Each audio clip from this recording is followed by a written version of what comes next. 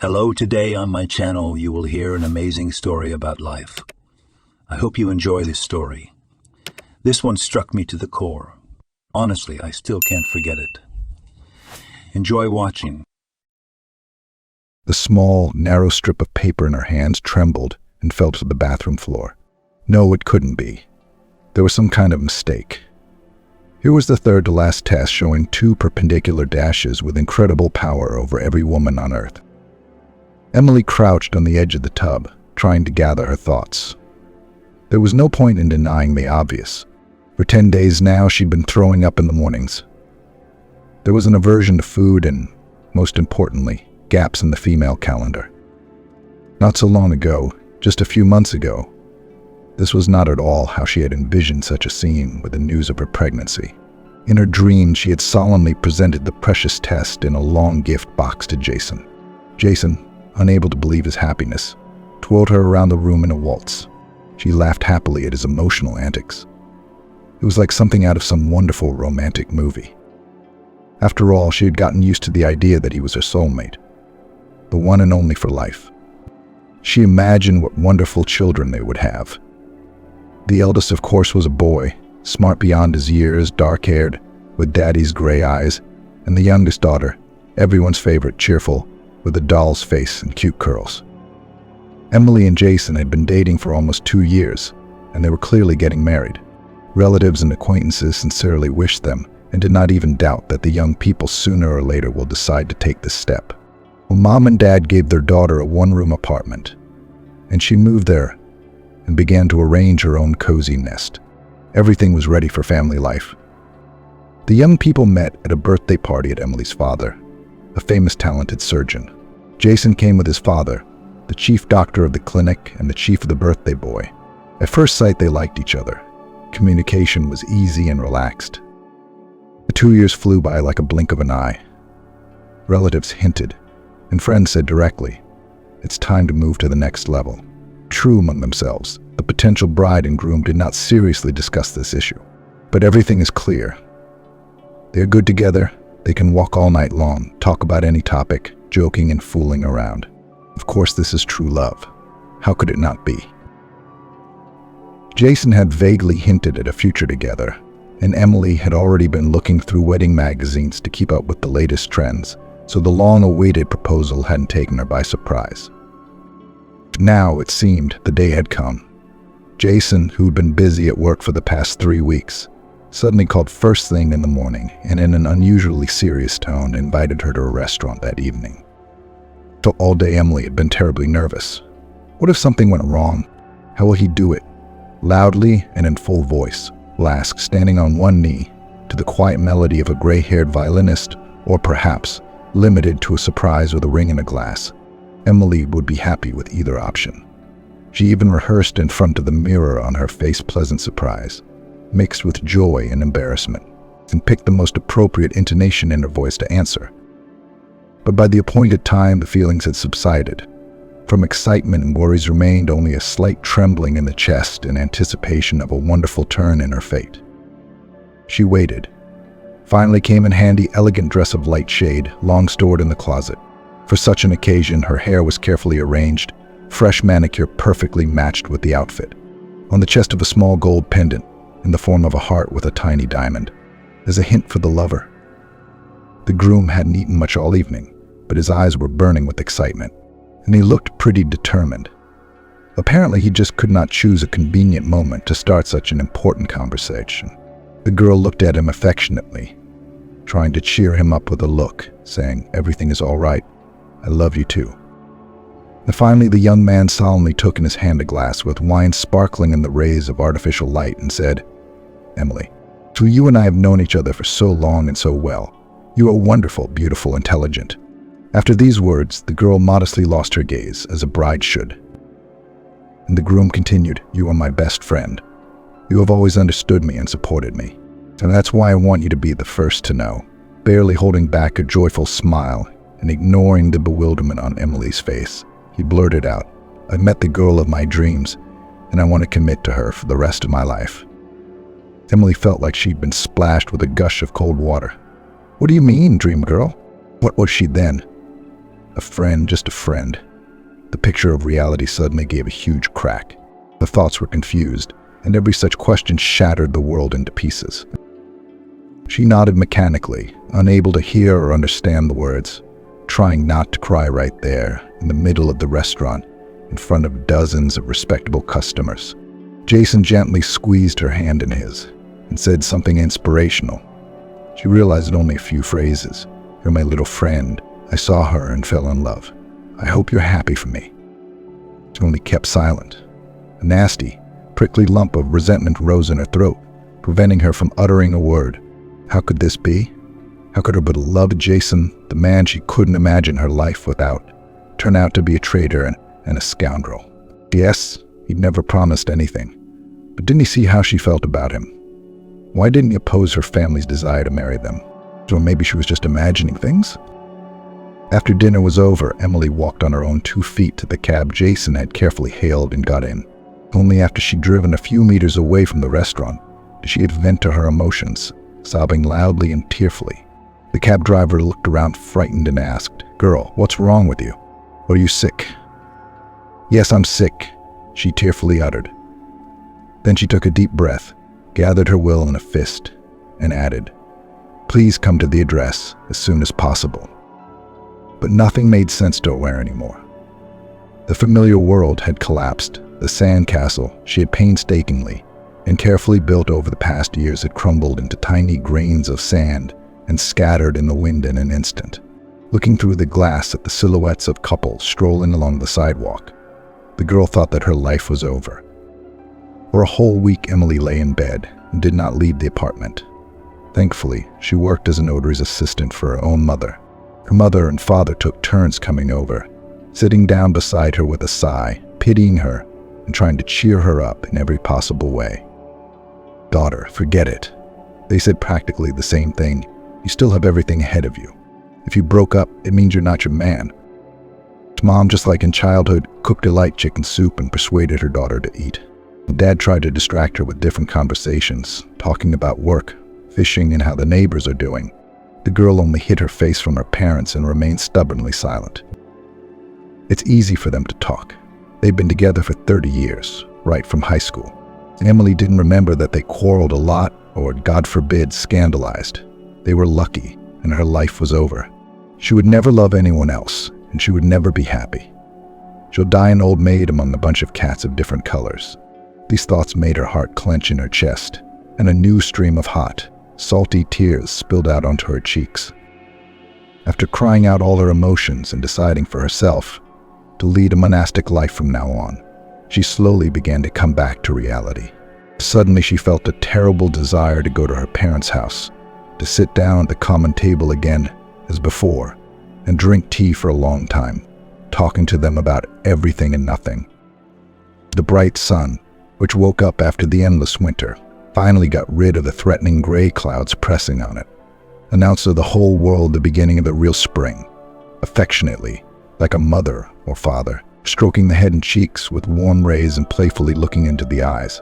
"Don't be sad, ma'am, it'll all work out." Emily parked her car in a parking lot near the park on the way to her parents' house to walk around and take her mind off her sad thoughts. The place was crowded today. Everyone wanted to breathe the fresh air of the long-awaited spring and to be absorbed by its extraordinary vigor and energy. Suddenly, some young guy jumped to the passenger door of the found car. He swung it open, grabbed his bag, and quickly ran into the park. Emily didn't hesitate and ran after him, but her heeled feet slowed to a crawl. In desperation, she shouted into the crowd, "Thief! Get the thief! Help!" But the girl's voice, apparently from excitement, sounded weak and unconvincing. Only a couple of people looked back and gave the fleeing guy a surprised look. Only a homeless man, sitting on a bench and watching the scene with interest, reacted to the situation and tripped the running thief.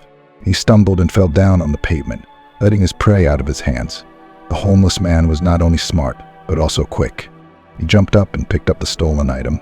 The thief had no choice but to flee the scene with nothing. At the sight of all this commotion, Emily hesitated, waiting to see what the hobo in the rags would do with her bag next. In her mind, for some reason, she thought that in the next few moments he would snap and run away. What else could one expect from such a suspicious person? But to her great surprise, the man headed toward her, smiling and holding out the ill-fated purse. His long, unshaven face expressed friendliness, bright blue eyes gleaming from beneath his eyebrows. Coming closer, the girl realized that her savior was still quite young, probably in his early 30s. The beard made him visually much older. "Is this yours?" the man asked, noticing that she timidly froze in place and scrutinized him. "Yes, of course it's mine," Emily realized, glad to have gotten away with a minor scare, and reached for her purse. "Thank you so much.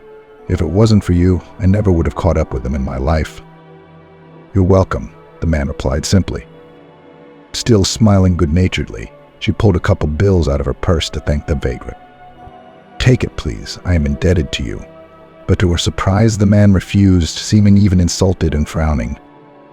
"Why no? Can a real man take money from a girl for help?" With a strangely ironic smile, he asked. Emily was confused. She didn't know what to do with the money. What if this savior was just padding his price? What if he wasn't? Then adding a few more bills would hurt the man completely. And why does she immediately think of bad things? Maybe there are still honorable people in the world. It's just harder for a good man to adapt to the new conditions of modern capitalism. That's why he'd fallen to such a state. She tried to mentally justify his miserable appearance. "I'm sorry, but I feel awkward. I have money and documents in my bag. I want to thank you in some way," she said confusedly and quite sincerely. The tramp smiled again and squinted slyly. "Just give me a treat, and we're even." With those words, he nodded at a brightly colored fast food stand standing nearby. The girl was pleased, nodded, and ordered the man the largest portion and tea with lemon. Paying and immediately leaving was uncomfortable. Still, this man had saved her a lot of trouble and problems. She took her juice and stood at the table opposite her savior, furtively looking at him and pondering the question of what could have brought him to this life. Surely the young man had only recently hit the streets. His clothes, though cheap, did not emit the characteristic foul odor of a body unwashed for months that most of his fellows did. His hands were quite clean too, and he ate quite neatly. "My name is Michael," he said, catching her scrutinizing gaze. The girl said, "I'm Emily, thank you very much, Michael." The man only shrugged nonchalantly in response. The awkward pause dragged on. The girl quickly finished her juice and scooted away. "Thank you again. But I have to hurry. Is there anything else you'd like to take?" "No, thank you." "That's enough," Michael grinned and nodded complacently. "Have a good day." For the next week, Emily spent the entire week sorting through the pile of paperwork that had accumulated during her depressing vacation. An endless stream of work issues surrounded her in its maelstrom, keeping her busy until the weekend. Left alone with her sad thoughts again, Emily decided not to relax, not to let the nostalgia drag her down again. She wanted to change things around, so she started a general cleaning and a small rearrangement of the apartment. And when it came to books, she found that their number had increased in recent months, and they no longer fit in the existing closet. The stacks of books that she hadn't noticed before, shifting from place to place, were now annoying to the extreme. There had to be some way to deal with this issue on the upswing. Not wanting to put the problem off, Emily immediately changed into jeans and a light jacket and went to the hypermarket, where she had once looked at a small, nice rack, which was supposed to fit perfectly into the interior. And the store on a day off was not crowded, but the same rack was modestly waiting for its new mistress in the very corner of the exposition. Having calculated that in the disassembled form by size, it just fit in the car, Emily decided not to order delivery, and to take the purchase with her in order to finally put the long-awaited order in the apartment before the evening. But in a few minutes she was grumbling, trying to cram the oversized package into the poor little car, and already regretted her decision. In despair, Emily was ready to cry, and suddenly a familiar voice came from behind her. "Let me help you." "Does your seat fold down?" The girl looked back and raised her eyebrows in surprise. Who? But this was a man she didn't expect to ever see again. "It's you, Michael." He smiled broadly and, pointing to the purchase, remarked, "I never thought such a pretty girl would buy a bookshelf instead of a mirror." The girl involuntarily smiled at such a compliment, Today, this vagrant no longer evoked the same fear and sense of squeamishness as the previous time. Any help would be welcome. "What kind of books will you put on it?" asked Michael, figuring out how best to load the goods. "Shakespeare, Bulgakov, for example," Emily replied.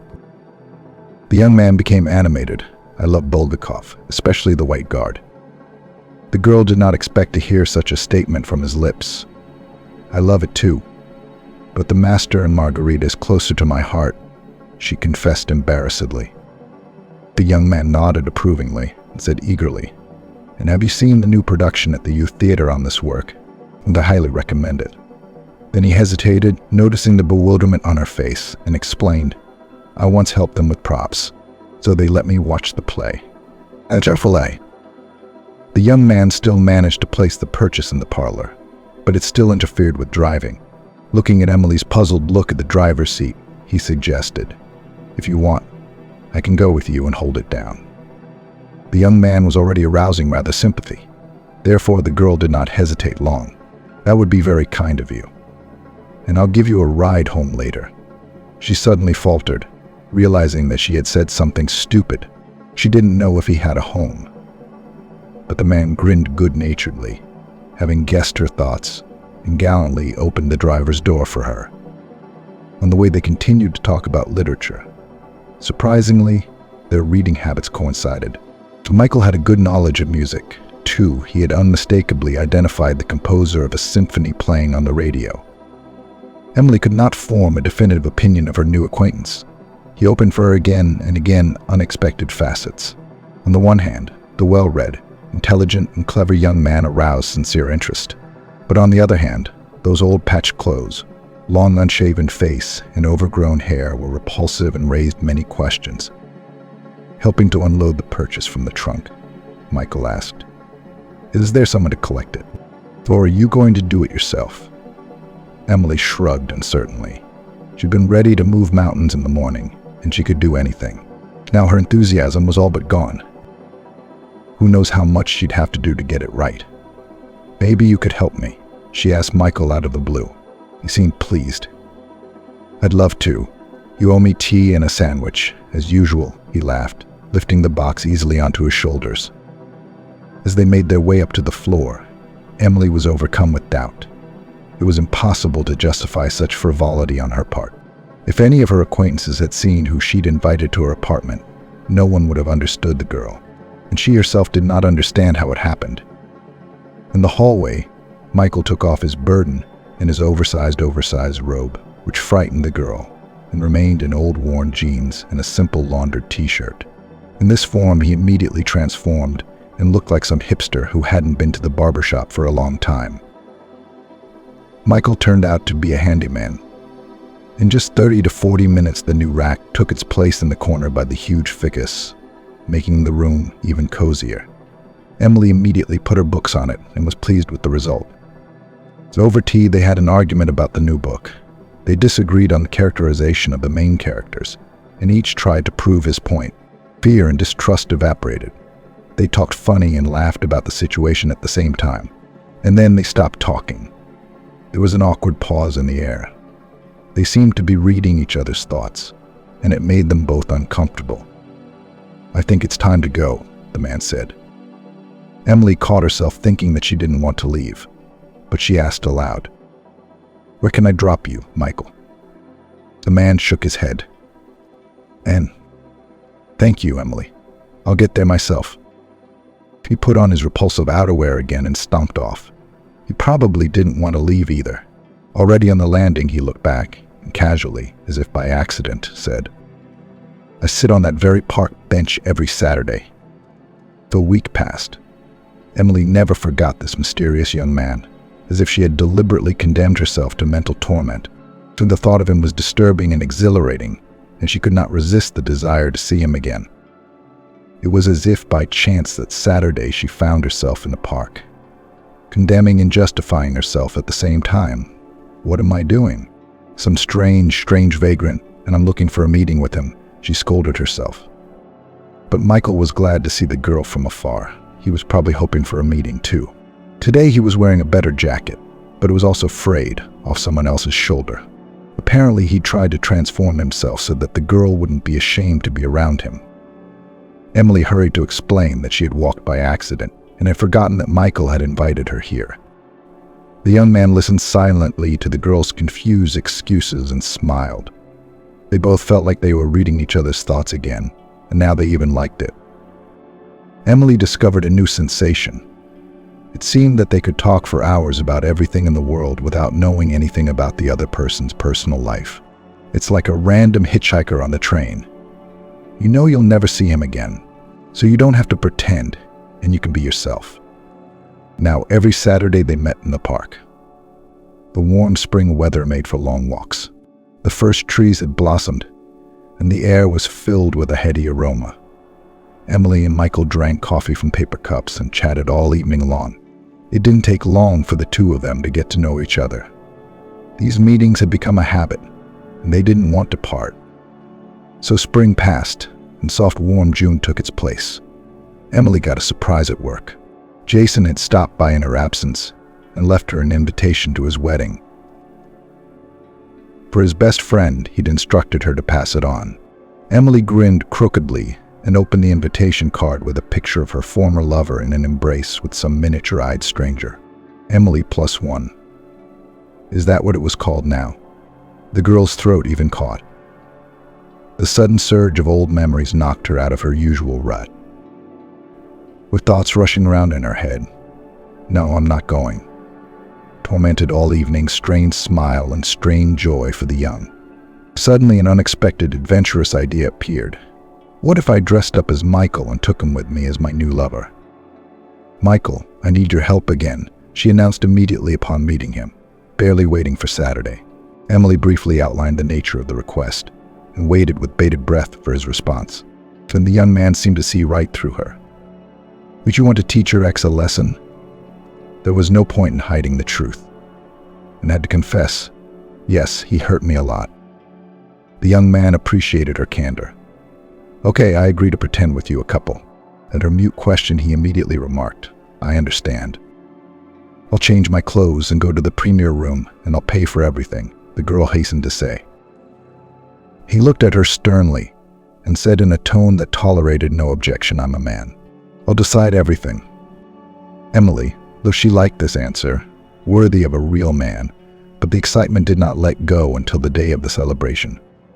They agreed to meet right outside the restaurant.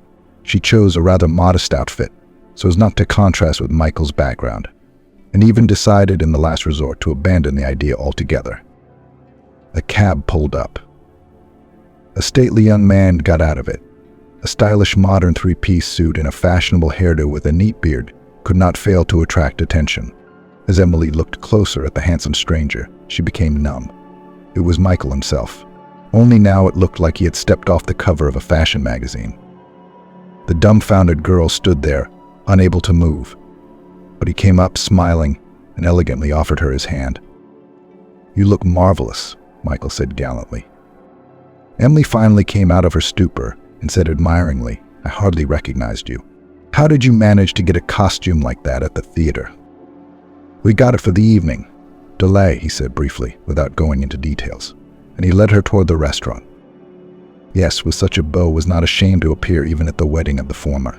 Now Emily looked at Michael with completely different eyes. Attractive, intelligent, with sensitivity, with a sense of humor. Why should she cherish her memories of Jason when there was a man like him around? The whole evening she looked only at him. The champagne was a pleasant cloud on her head. Their couple seemed romantic, and everything around them was simplifying. Here it was about 20 minutes after the cab dropped them off near the entrance. The young people were still holding hands, unable to part. The girl's mind was spinning. Why complicate everything? There is him, and she is well together with him. Today she realized she's been infatuated with him for a long time. Let it be what it will be. How about some coffee? She asked quietly. Once inside the apartment, right in the hallway, they touched each other, and the whole world suddenly ceased to exist.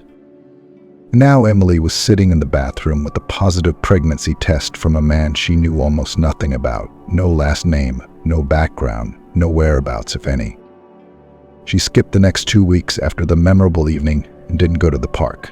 She just didn't know how to proceed, but new circumstances were forcing a decision.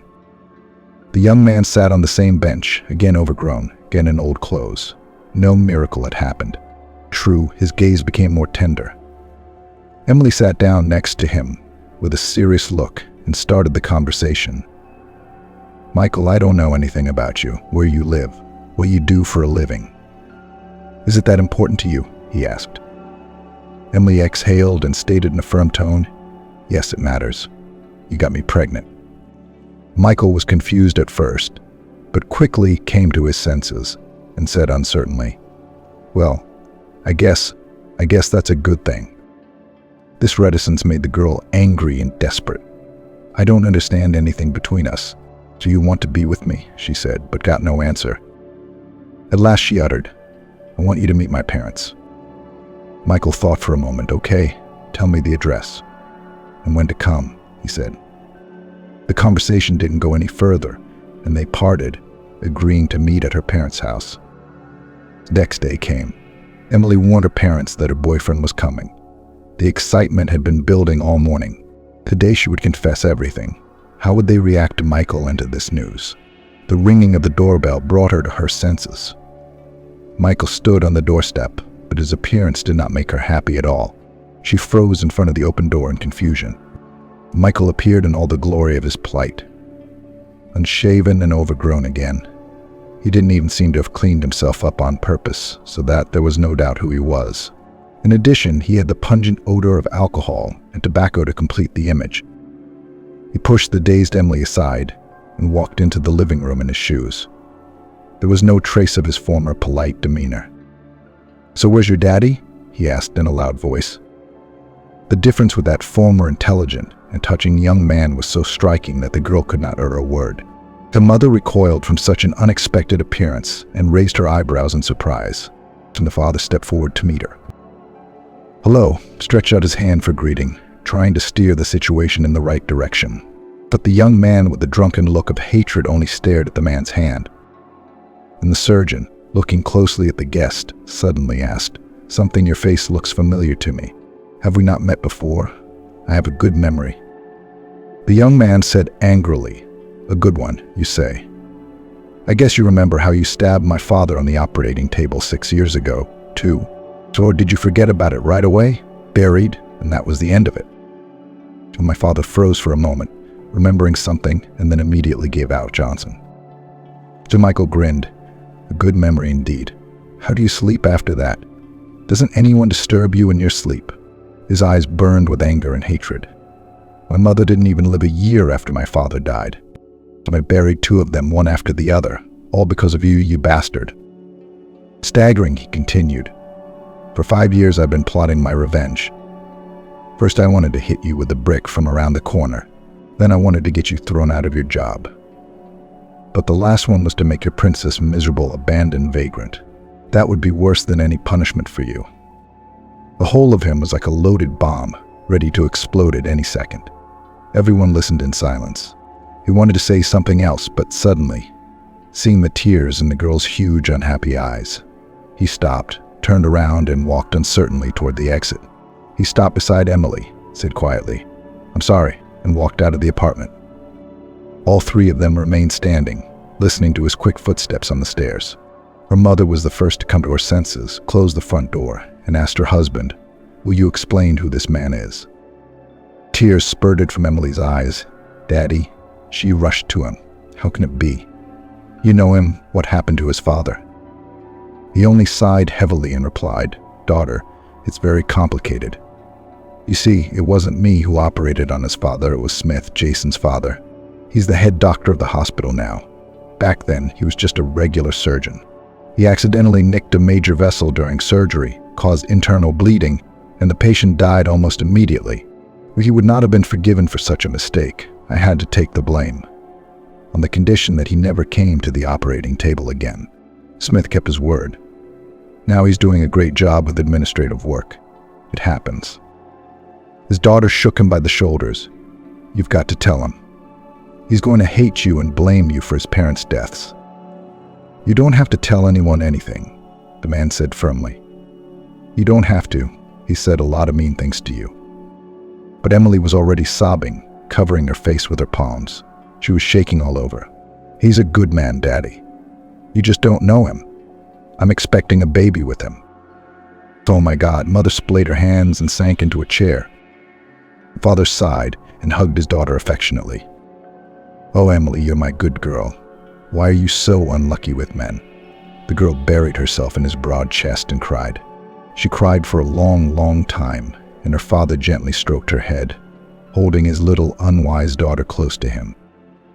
Emily stopped the car at the entrance near a huge bush of calamus and went inside through the tall wrought iron gates. The place was unusually peaceful and tranquil. Only slender birch trees were flicking their branches in the wind, quietly whispering to each other, as if afraid to break the general silence. A few birds whistled some virtuoso melodies in their own language. Time seemed to pass differently here. It was almost impossible to tell what year or even what century it was. Probably, in this place 100 years ago, everything looked almost the same as it does today: crosses, monuments among the trees. Emily didn't like cemeteries, but she'd come here for Michael. She and her mother had dug through hundreds of documents until they found information about his late parents. But at the address listed in the registry, the girl found only a huge 2-story vacant house outside of town. Neighbors reported that the young owner has long since not lived here, only visiting occasionally to maintain order on the territory. It's been 3 weeks since Michael disappeared and did not give any more information about himself. Every Saturday, Emily sat on their bench in Tark, hoping he would show up, but all in vain. Her heart began to pound with joy at the sight of every similar silhouette approaching in the distance. But immediately the mood was replaced by bitter disappointment. No, not him again. There was one small thread left to search for. Today was the day his mother died.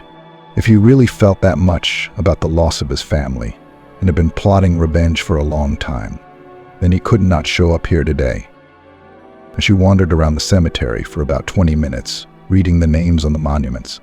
Finally, she found 2 neat monuments on a freshly painted fence. From the photo, a pretty round-faced woman looked at her with a cheerful squint. Her husband, a serious man with an expressive look, was seated next to her. Very young, Emily thought. Just like my dad and mama now, she felt uneasy. She realized that they were no longer in the world. No one to turn to for advice, no one to cry to, no one to talk about anything and feel small and loved. Goosebumps crawled up her spine. It was no wonder Michael's mind was going crazy. His delicate and vulnerable soul could not accept the unexpected loss of 2 of the dearest people in his life. His heart filled with pity for the suddenly orphaned boy. Emily, she heard a quiet voice behind her and turned around. Standing in front of her was Michael. It was unusual to see him dressed in new jeans of a fashionable cut and a shirt of a famous brand. In his hands, he held a huge bouquet of dark red roses. His pale face was clean-shaven. Piercing blue eyes, inherited from his father, watched the girl with surprise. They looked at each other for a while. Michael was the first to break the silence. "I'm sorry about that ugly scene at your parents' house. I got drunk for some reason, even though I don't drink anything but light wine." It was noticeable that the man was truly ashamed. Stammering and averting his gaze, he continued, "I have lived with the thought of retribution. For years it ate me up inside, leaving only a black, gaping void. When I got to know you better, I felt something come alive in my soul. But I resisted that feeling for a long time. I was afraid I would betray the memory of my parents.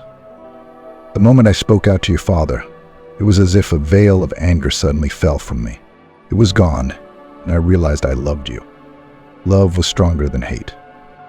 Emily listened, breathless, afraid to interrupt his earnest speech half-heartedly. "Why didn't you come back?" she whispered when he fell silent. "I was ashamed of all I had said," the man answered. "I was gathering my thoughts. Here I came to my mom for advice. She never judged me and always told me the best thing to do. I miss her very much." As she sat down in front of the portrait of a cheerful woman with sadness, passed his hand over her face, and put the bouquet in the vase. They were silent for a while, thinking about life and death. "Emily, forgive me for everything," said the young man again and turned to the girl. "I love you. I love our future child. I don't care now that your father is responsible for the death of my parents." Michael timidly approached his beloved and gently took her hand. Emily could no longer contain the feelings that were overwhelming her. She rushed to him and wrapped her arms around his neck. Tears suddenly sprang from her eyes. Emily took his face in her hands and, looking directly into the sparkling blue eyes, said, "Michael, it wasn't his fault. I sought you out also to let you know that. Dad took the blame for a coworker."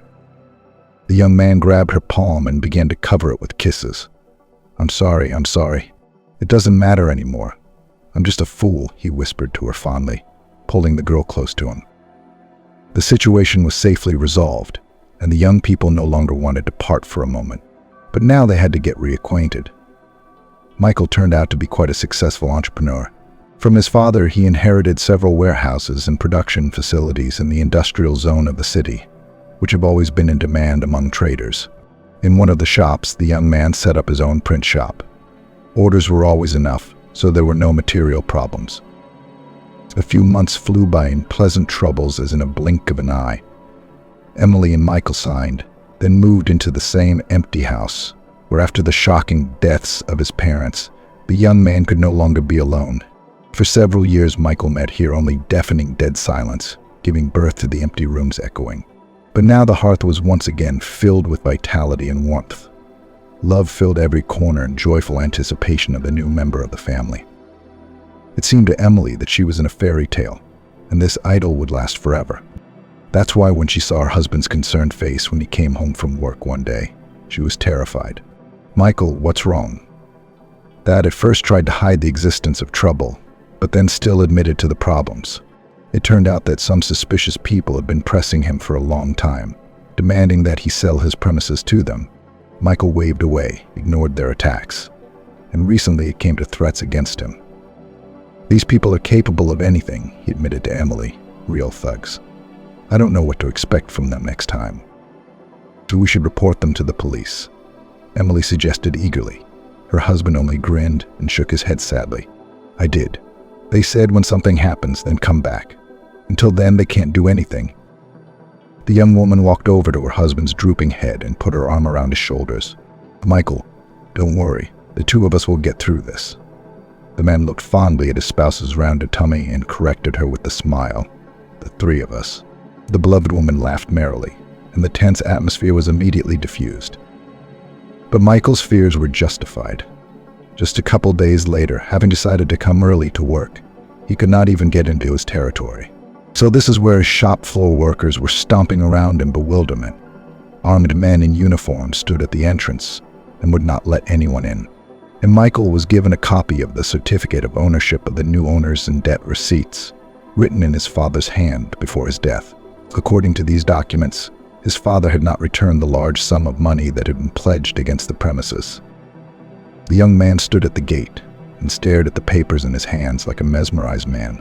The former owner had nothing to say to his former employees. Those disappointed began to slowly disperse, and Michael sat behind the wheel of his car and thought, no, there was no way his father had that much debt. There had never been any secrets between them, and they had never been in financial trouble.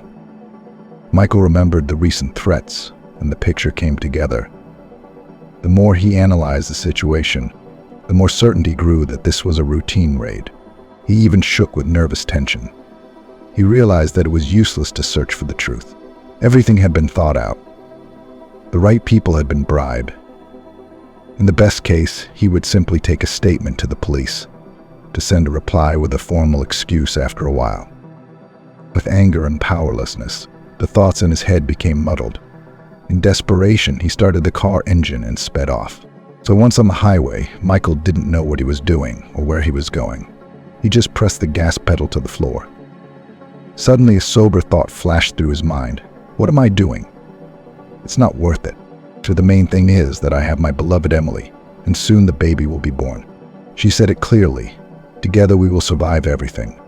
Reason prevailed over emotion, and the fog in his head cleared. Michael slammed on the brakes, but the speed was too fast. He lost control. The car skidding off the pavement and into the ditch. The last thing he remembered was the rapidly approaching windshield, covered with a spider web of cracks, and at the same time a sharp, piercing pain through his body. After that came darkness. A sharp, nasty sound pulsed in and out. Michael tried to open his eyes to see who was making that unpleasant squeak. A light broke through the slits of his eyelids and blinded him for a while. The man tried to call for help, but only a faint moan escaped from his chest. Someone's indistinct silhouette appeared in his eyes, and his ear caught a voice so familiar and sweet, but unaccustomed to shaking. Michael, love, how are you feeling?" Looking closer, he finally recognized the person leaning over him as Emily. For some reason, everything around him was shrouded in a white mist. And no matter how much he tried to look, the surroundings were still indistinct. The only thing that was clear was that he was in a hospital room. The sound was coming from the ventilator. His wife was sitting by his bed, crying. He was about to take her hand and reassure her, when several medical personnel in surgical suits came through the door and surrounded him. Emily disappeared from view. She must have been asked to leave so she wouldn't be in the way. Turns out he suffered a severe head injury after the accident. He was in a coma for 2 days. Emily waited the whole time, never leaving his side. His arms and legs were moving, but he was very worried about his eyesight, which had fallen very sharply and continued to deteriorate. An examination revealed severe pressure on the optic nerves. The doctor stared anxiously at the CT scan and shook his head unhappily, driving the patient into a frenzy. "Doctor, please tell me honestly, what is it?" Michael asked. The medic shifted his gaze to the patient, sighed and replied, "I don't want to deceive you or get your hopes up. The damage is very serious. You could lose your sight forever." "How about surgery?" the man asked. The doctor shook his head negatively. "No one does that kind of surgery here." He was silent for a while and added, "Let's hope that at least some percentage of vision remains." Michael closed his eyes and turned away so as not to give away his emotions. "Yeah, that's reassuring. Some percentage," he thought. The doctor left the room and Emily appeared about 5 minutes later. Michael looked sadly at her hazy silhouette and barely recognizable facial features. His wife was incessantly cluttering around him, pulling home-cooked food out of her bag, peeling fruit, and telling him something funny. But the faint notes in her voice left no doubt that she already knew everything. The sick man gazed sadly at the outline of his favorite image.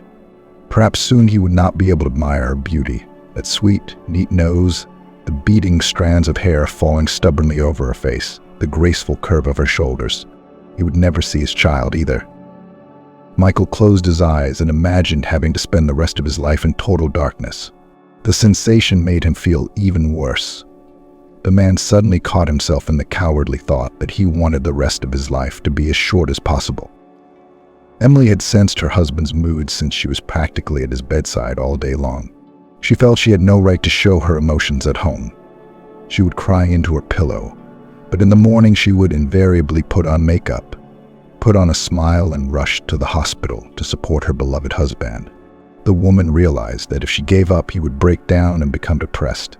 After the doctor's verdict, this probability increased. This endless sadness, frozen in his native blue eyes, worried and frightened her. Dad entered the room with a brisk step. He smiled broadly and was in high spirits. Must be the same tactic, Emily thought. "Oh, everyone's here." "Hi," he exclaimed when he saw his daughter. Michael forced a semblance of a smile. It had been a long time since the unpleasant conversation and accusations. He and his father-in-law had built up a good relationship, but now there was no mood for jokes. The surgeon, ignoring the not-so-optimistic greeting, continued, "Well, young people, I just spoke to my colleague from the Capitol. He's ready to take on our case." Michael even lifted himself off the pillow, and Emily hung around her daddy's neck with a joyous squeal. She tried to soothe his daughter. "There are no guarantees, but the chances are good." But the girl didn't want to hear anything about guarantees anymore. And when to go? "You can go as early as next week," but immediately besought Emily. "Only you won't go. It's the 9th month after all, you never know. I'll take a vacation and go with Michael. And you're going to stay with your mom." "Well, Dad," she tried to object, but then her husband intervened. "Emily, don't argue. Daddy says all the right things. You'll stay with your parents for a while." A few days later, the son-in-law and father-in-law went to another city to prepare for the operation, and Emily settled in her old, kind nursery, in which even the wallpaper with pink kittens still remained on the walls. And the young woman again plunged into the atmosphere of carefree childhood. In the evening, she and her mother drank tea and cookies. In the afternoon, Emily cleaned the house a little, and then all day lay on the couch with a book. On the fourth day of this frivolous life, Emily decided to go home to the country. She had to take some things, water the flowers. She was tired of being idle. Her mother was not too happy about her daughter's idea when she heard her on the phone. "Well, where are you going? On Saturday we'll go together. The weather is incomprehensible. Some clouds are coming," she tried to persuade her. But she was already excited about the trip. "Mom, it's plus temperature outside. I'm feeling fine. I'm just going for a walk," the daughter said stubbornly, and she could not be persuaded. Some suspiciously black clouds were indeed crowding the outskirts of town. Emily waved her hand they would pass by. At home, the ficus was already drooping its leaves. "I got here just in time," Emily thought, and started tending to the flowers. And then she started tidying up the kitchen, and then she got caught up in something else. She remembered to come back when something in her stomach stabbed. The woman sat down on the couch and stroked her stomach. "It's okay, don't worry." But her stomach continued to ache. Outside the window, the rustle of water falling from the sky could be heard. It had rained after all, and she hadn't even noticed. It was urgent to get into town. Emily grabbed her packed bag, stepped out onto the doorstep, and was stunned. It was pouring rain outside, and the frost had left everything covered in a shiny crust of ice. "Oh God, not this," she thought. But her cell phone rang, and her mother asked in a worried voice into the receiver if she was back. "Mom," her daughter answered. The woman shrieked in response, "How come? I thought you were already home. We've got a wall of rain pouring down with ice. How will you get there?" After calming her mother down, Emily walked briskly to the car, but slipped and fell. The pain was intense in her stomach. The woman couldn't even hold back a groan. The pain subsided a little. Emily tried to get to her feet, but not that it was impossible to drive, not even to walk. A new contraction forced her to kneel down so she wouldn't fall again. Had it really started? Not now. What a bad time. Their house was on a slope, and not even an ambulance could get here now. And the rain came and came, building up a new layer on the ice crust, making it denser and denser, killing the last chance to reach civilization. A new wave of contractions left no doubt. Labor had begun. After waiting on the cold ground for another contraction, Emily crawled back to the house on her knees. Soaking wet and breathing heavily, she climbed the steps to the porch. She stepped into the hallway and immediately bent double from the pain. Something warm ran down her legs. No, it wasn't rain, my water broke. Something had to be done right away. The only chance of getting in here was with the SUV. And right now, Emily could only remember one all-terrain vehicle owner. Her hands trembling with excitement, she found a number in the phone book that she hadn't called in a long time. A cheerful cry came through the receiver. "Emily, is it you? I'm glad you called." The young woman even smiled. Now she knew for sure that she had made the right decision. "Jason, can you help me?" she asked timidly. Jason immediately became serious, listened to her in silence, and only asked for the address. Then he threw it in briefly. "Hang in there. I'll be right there." The next 40 minutes seemed like an eternity. The pain returned more and more often, and each time with a new force it dug into the woman's body, painfully drilling her from the inside. At first she paced around the room, and then she simply lay down on the floor. She thought it was easier that way. That was the position Jason found her in. And he swung the doors open and jumped up, leaning over the woman fearfully. "Emily, how are you?" The woman tried to smile in response, holding back a groan. Realizing that the woman in labor was unable to walk, he picked her up in his arms and carried her to his huge car, clinging to the ice with the soles of special shoes. They managed to climb the slide only on the fourth attempt. They were already waiting at the maternity hospital and were immediately taken to a separate room. Jason helped move her onto the gurney. Emily touched his hand and said softly with gratitude in her voice, "I can see now we are real friends. Thank you, Jason, for everything." He smiled embarrassedly and joked, as always, "Come on, Emily, give me a Godson." Early in the morning, the joyful newfound grandmother burst into the room. She had tried to make her way to her daughter's room as early as last night, but was decisively stopped by a squad of angry orderlies and nurses. So this morning she could barely wait. "My daughter, my darling." She rushed from the threshold to Emily, laughing and crying.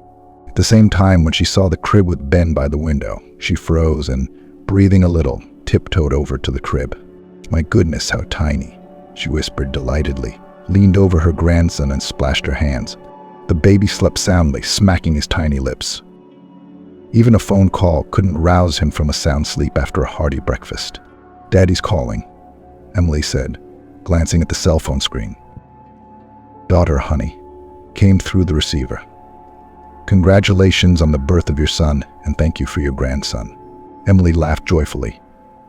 Thank you, Daddy. How are you doing?" Her father coughed businesslike and announced solemnly, "The operation was done yesterday, and today we can already say that everything went perfectly. Michael will be able to see." Yay, thank you, Daddy," exclaimed the daughter. After waiting for Emily to finish speaking on the phone, her mother suddenly announced with a mysterious look, "I have a surprise for you." 2. The young woman smiled at such mystery, and the mother continued, "I asked a prosecutor I know to help sort out the housing situation. So yesterday came the result of graphological examination, the receipt, and all the signatures of forgeries. Now we can easily get everything back." The daughter smiled and hugged her mother. "Thank you, Mommy. Thank you for everything." She cried again from the excess of feelings, and they sat like that in a hug. Emily felt light and warm. How quickly everything in life changes and how amazingly intertwined fates. A year ago, she didn't want to live because of the betrayal of her boyfriend. And now this guy is a real best friend. And she herself is the happiest mom in the world, who gave life to another little man. He, like his parents, will grow up, gain experience, make mistakes, suffer, and then correct, improve, and rejoice. This is an integral part of the development and formation of a human being, his restless soul. And how good it is, if in all this way there will always be parents and close people nearby, ready at any moment to support, and not to let a person fall on his difficult long road.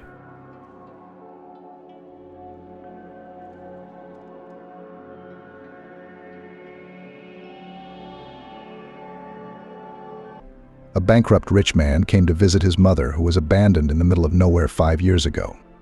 And as he approached, that night, Walter's dreams were so vivid that when he woke up, he thought, "That's it. I'm drunk. I'm hallucinating." His head rattled so much that he had no strength to get out of bed.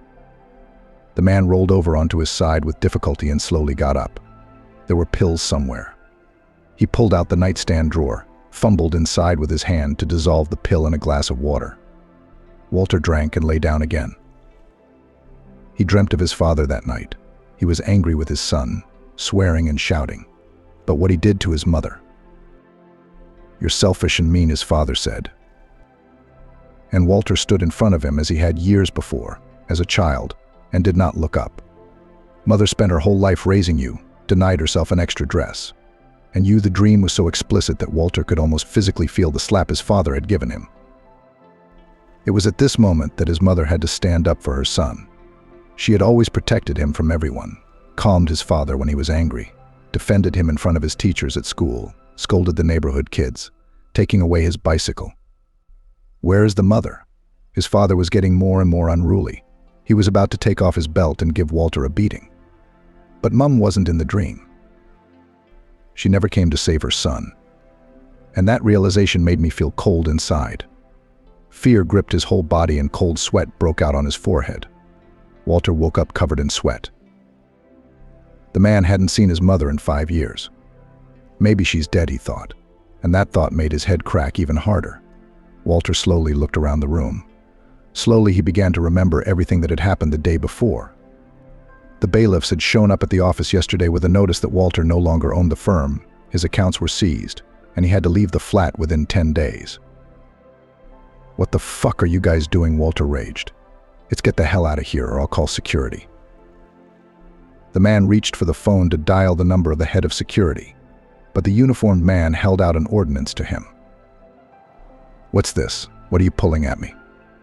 Your paperwork's failing. Walter was confused as he read what was printed on the white sheet of paper. The paper stated that the new owner of the firm was Monica Kravchenko.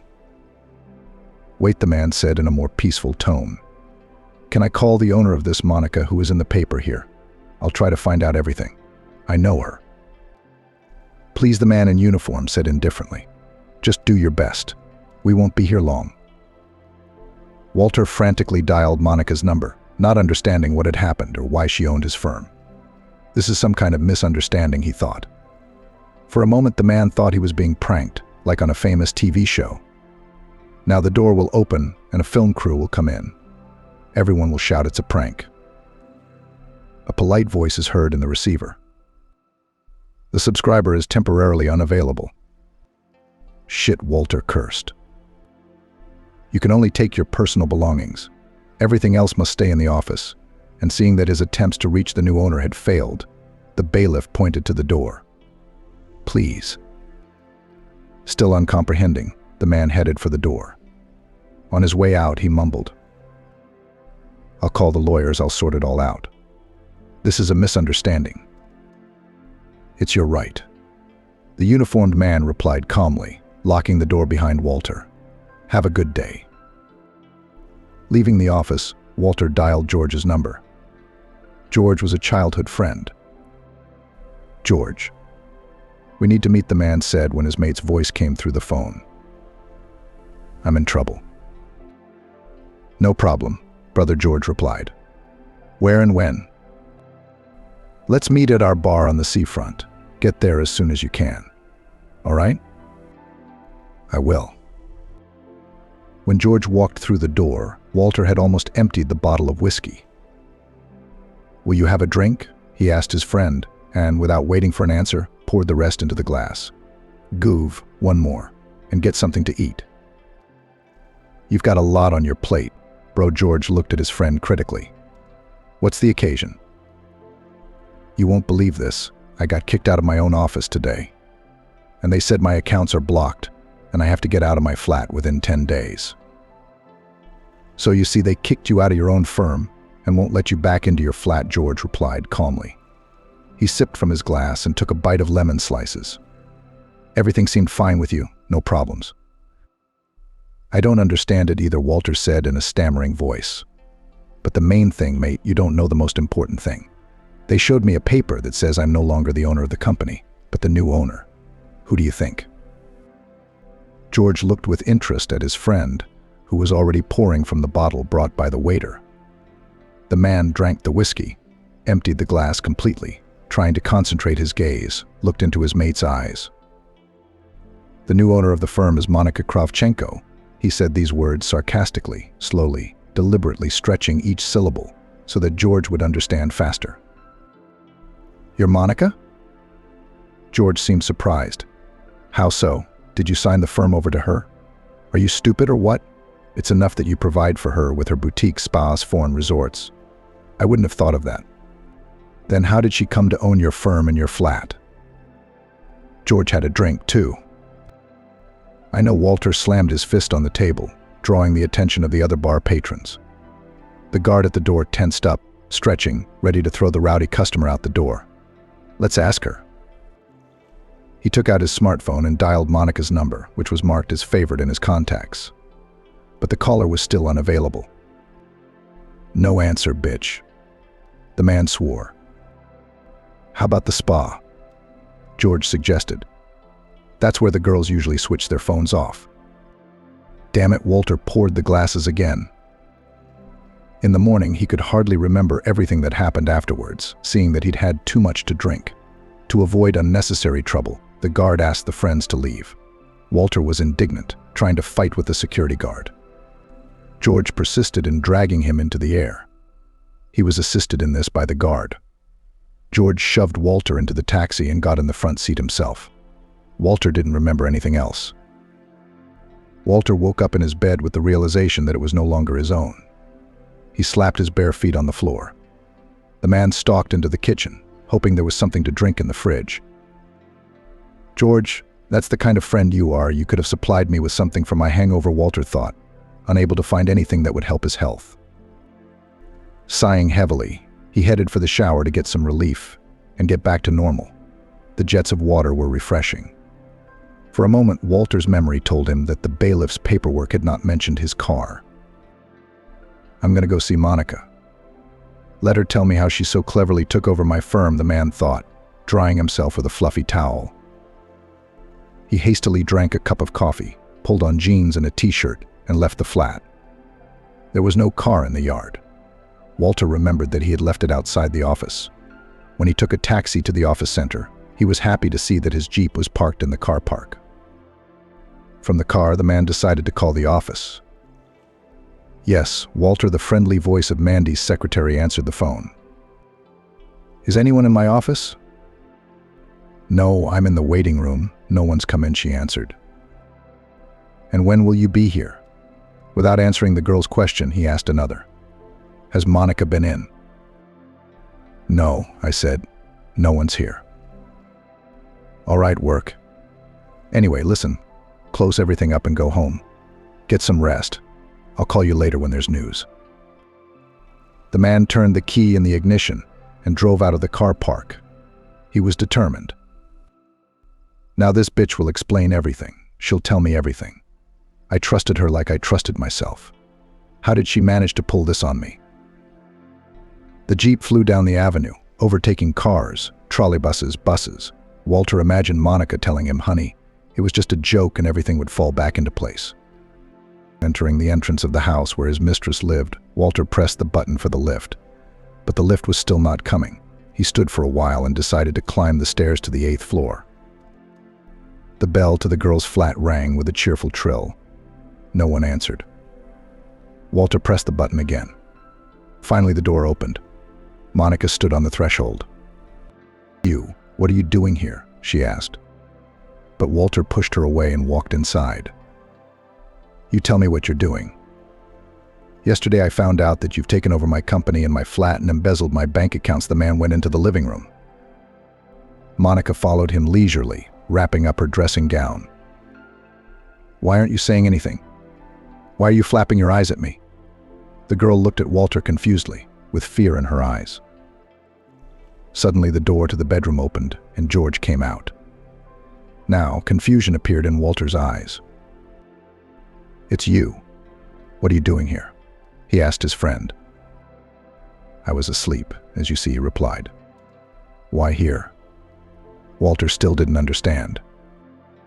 George went to the bar, took out a bottle of wine and 3 glasses. He opened it slowly and, pouring the red liquid, handed 1 glass to Monica and sipped from the other. Shall we drink? He nodded at the glass. I'm driving, Walter replied. The absurdity of the situation kept him from realizing what was happening. But he was beginning to realize the worst of it. His best friend was sleeping with his girlfriend, and his girlfriend had somehow robbed him of everything he had earned over the past years. Will you explain something to me? Walter plopped down on the couch, folded his arms across his chest, and prepared to listen to his lover and his friend's explanations. I'm asking both of you, he raised his voice, glancing at George and the girl. Don't you yell, George told him calmly. Not at home. In fact, you don't even have a home anymore. Monica owns the flat as well as the firm. So it's not in your best interest to make a fuss here. If you behave well, we'll leave you some money for the first time, said George. You will? You'll leave me some? Walter jumped up from the couch, grabbed George by the neck, and started to shake him. But the man pushed him with such force that he was instantly back where he had been. Walter wrapped his arms around his head. Everything that was happening seemed like a terrible dream, a nightmare, a delusion. So you're the one who pulled this off and left me with nothing. It finally dawned on Walter that this was no joke, no prank. What do you think? George asked wryly. Monica wouldn't do such a thing. She's not very clever, as you know, but she has many other talents. Yes, Monica. George put his arm round the girl's waist and held her close to him. He looked victorious next to Walter, who was devastated after last night's binge, humiliated. How could you, George? We've been friends since we were kids, Walter asked in a quiet voice.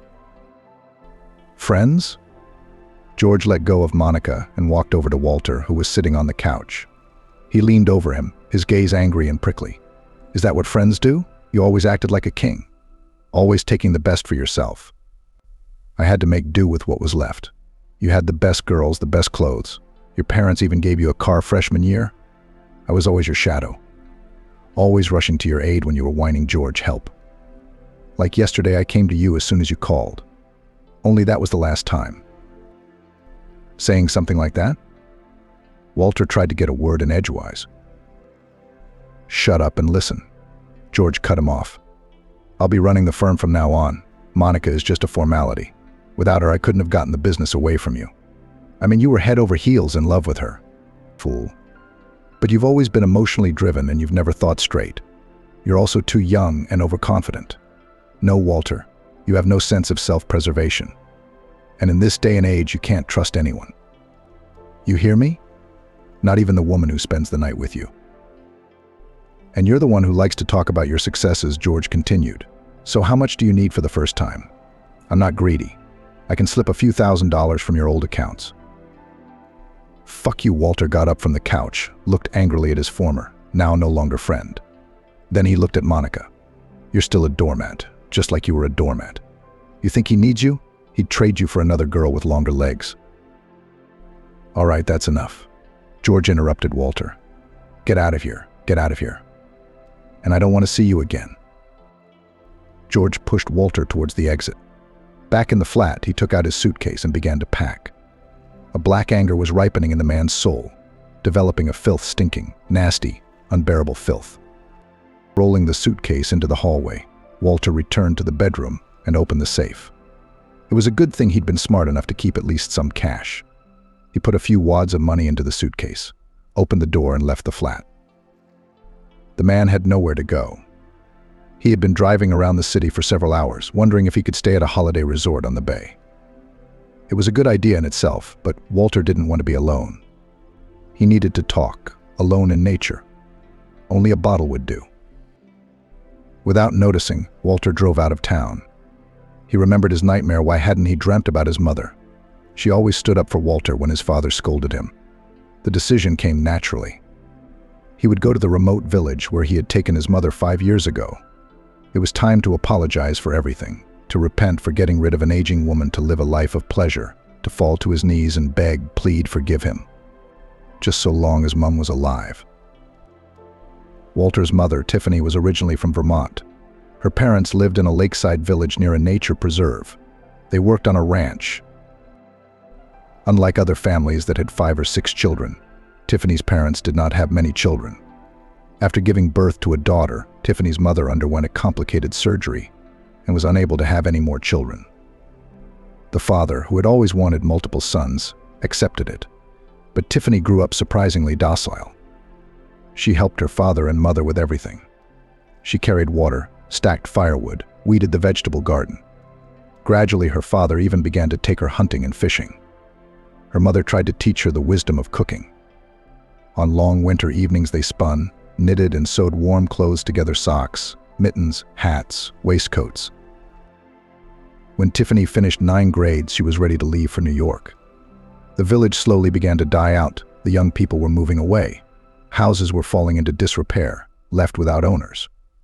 Having settled in the cities, the children took the elderly parents to their homes. When Tiffany's mother heard of her daughter's plans, she pleaded, "Daughter, how can we be without you? Who will bring us a glass of water in our old age? I'll go to college or university, finish, get a job and help you," Tiffany replied. "And my mother is right," said my father. "There's really nothing for girls to do here. I heard the other day they're closing the post office. We'll be traveling 40 miles for our pensions. Let her go, God willing, she'll do well and everything will be all right." Having reconciled, the mother helped her to pack her daughter's things, and on the appointed day she and her father took her in a pickup truck to the railway station. A month later they received a telegram. "Mum, Dad." I got into college. Tears came to the mother's eyes. Her father comforted her. "Tiffany's not stupid, she'll learn, she'll become a man. Maybe she'll take us with her." "Where can we go, Father?" "To New York," sobbed her mother. "Where would we go from our farm?" Tiffany was used to city life. After graduating from college, Tiffany got a job at a factory in the personnel department. That's where she met her husband. He was a foreman on the shop floor. For more than a year, the man courted the girl. He was 10 years older. So Tiffany was very shy of this grown man. But he was persistent, and after a year and a half, Tiffany and Stephen got married, playing a modest wedding. And after 3 more years, the works department gave the young family a flat. That's when they began to think about having children. But the years flew by, and Tiffany didn't get pregnant. Doctors said that she was completely healthy and did not understand the reason for the couple's childlessness. 10 years had passed since Tiffany had left her home village, moved away from her parents, and she was constantly writing letters to them. Dad and Mom answered them. But she couldn't go and visit her family. New York, with its frantic pace of life, wouldn't let her go. And yet Tiffany returned to the village. Only the occasion was not a happy one. One day she received a telegram from her father that her mother had died. Taking time off work, she and her husband bought train tickets and traveled to the funeral the same day.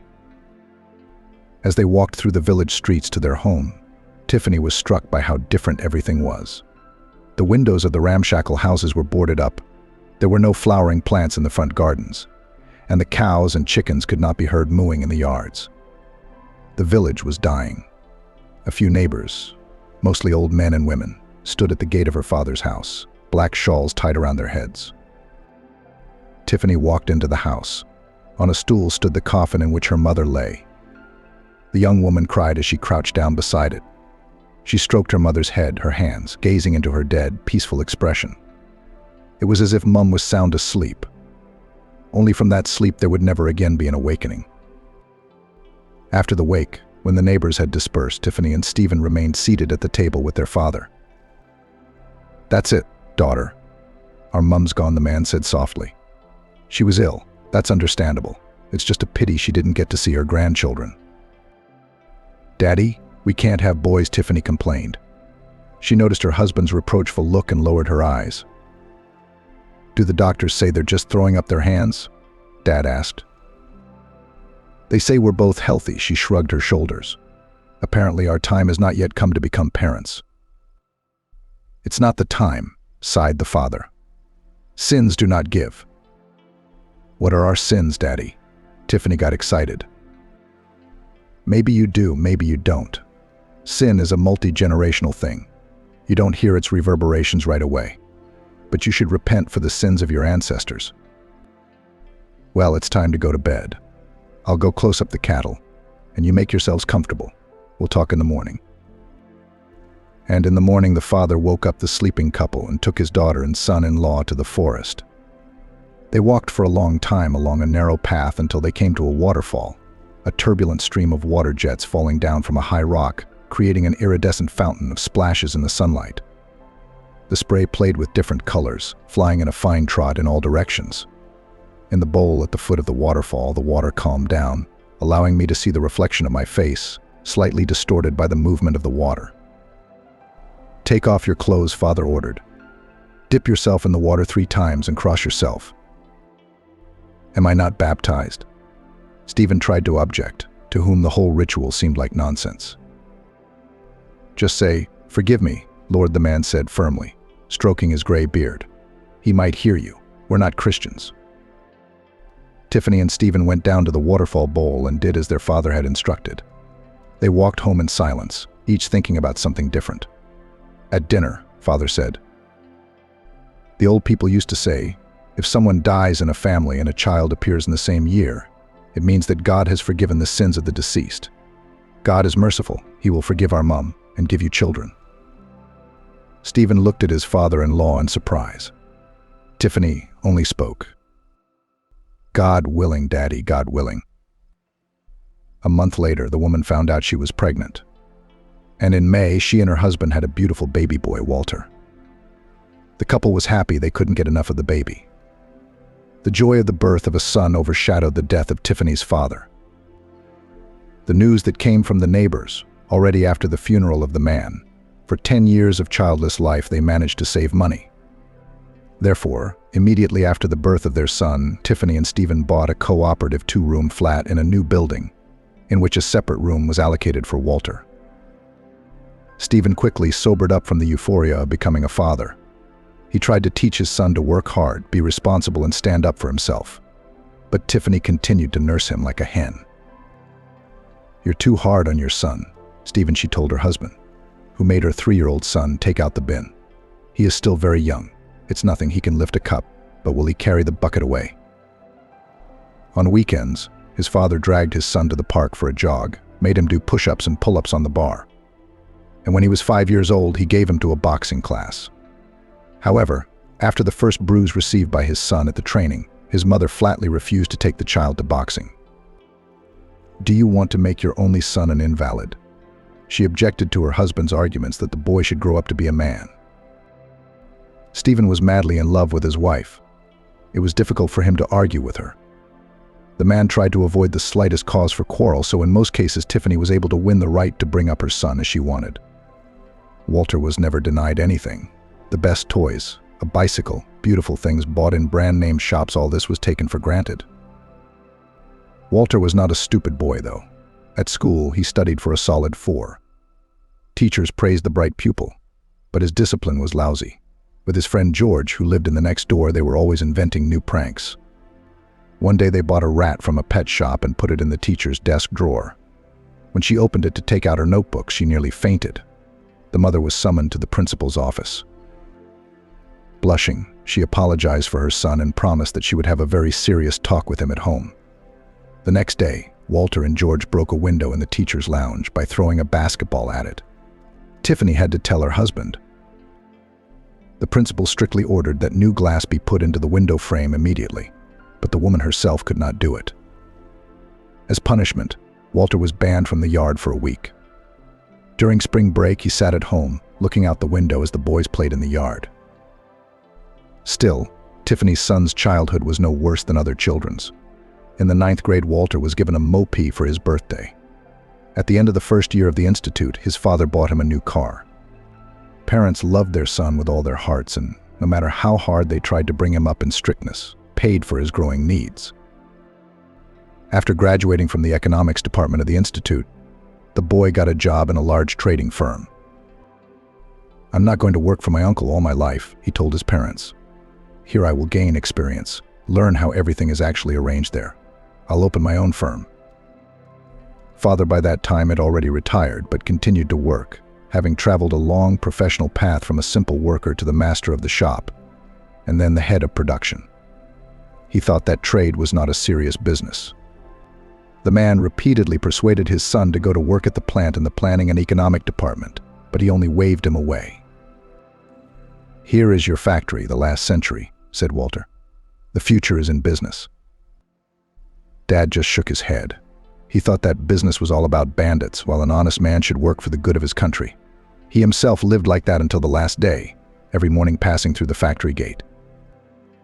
Walter's father passed away without giving anyone long suffering and agony. One day he fell asleep and never woke up. He died quietly, in his sleep. Walter turned 30 years old that year. After his father's funeral, Walter felt he was in charge of the family and felt it was his time to make decisions. He left the firm, sitting in his room in front of his computer 24 hours a day. Then one day he said to his mother, "I know you and your father had savings. I've decided to start my own firm and I want to ask you for money." "How much do you need?" Tiffany asked. "The more the better. I need to rent an office, buy office equipment, but I also need money for the first batch of goods," Walter replied. "I'll give it to you." "Sure, son," agreed his mother, who was not used to refusing Walter. A year later, Walter was already the director of a trading company, which did not bring super profits but worked quite successfully. The staff was a few dozen employees, which son Tiffany paid salaries on time, and especially enterprising even encouraged bonuses and trips to seaside resorts. And he was in no hurry to return the money his mother had given him to start the business. Tiffany didn't ask him to. She was happy that her son was doing what he loved and that he was good at it. As time went on, and one day Walter came home and told his mother, "I'm bringing a girl over tonight, so make us something for dinner." Tiffany smiled. She had been waiting for her son to marry for a long time, but there was no one in their house except his friend George, with whom they had been inseparable since childhood, and suddenly Walter would bring a girl. Maybe they'll even announce that they're getting married. Tiffany would be sure to bless the young couple so that all would be well in their lives. She really wanted to babysit her grandchildren. Her son is in his 30s, and he's not even thinking about kids. Walter met Monica at a club.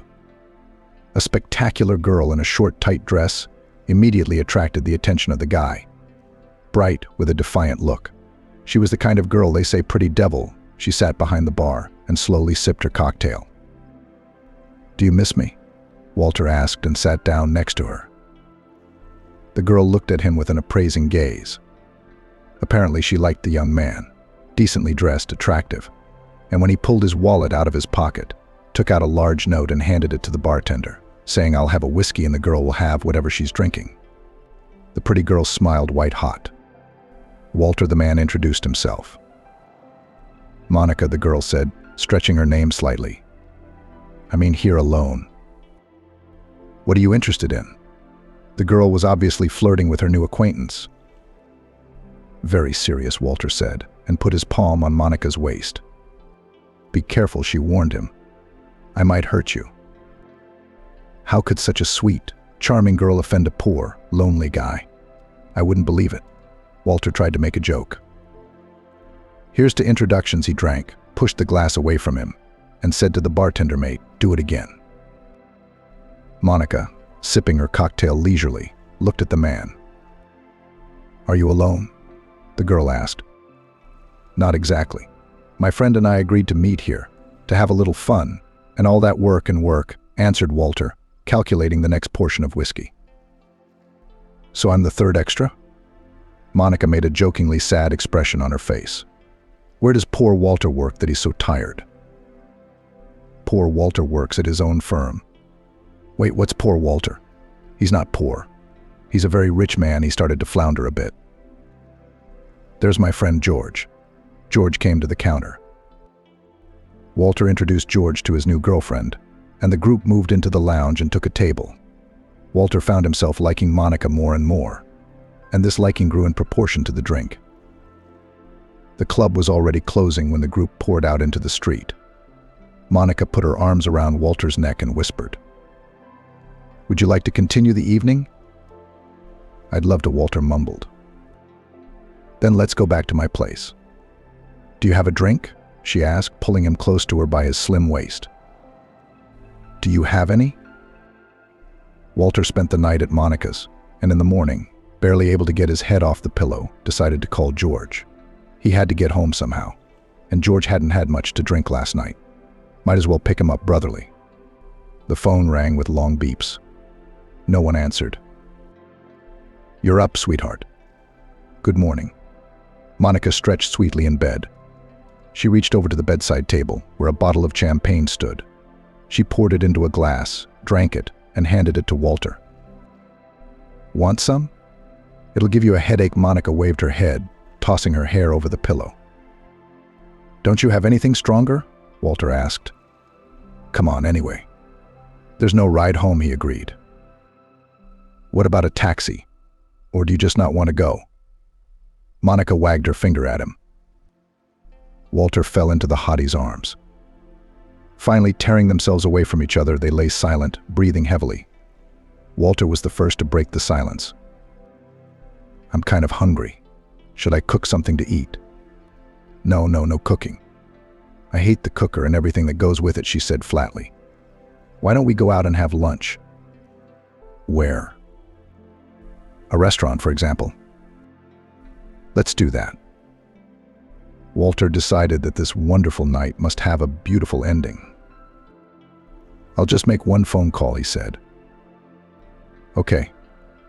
I'm going to take a shower." Wrapped in a sheet, Monica stalked down the corridor. Tiffany was in a hurry to get home from work. She had to run to the shop to buy cheese and sausage. Today her son would bring his girlfriend to meet her. That thought made her happy. Surely this girl from his work. She's probably smart, kind, and very pretty. There's no other way around it. Her boy won't go out with just anyone.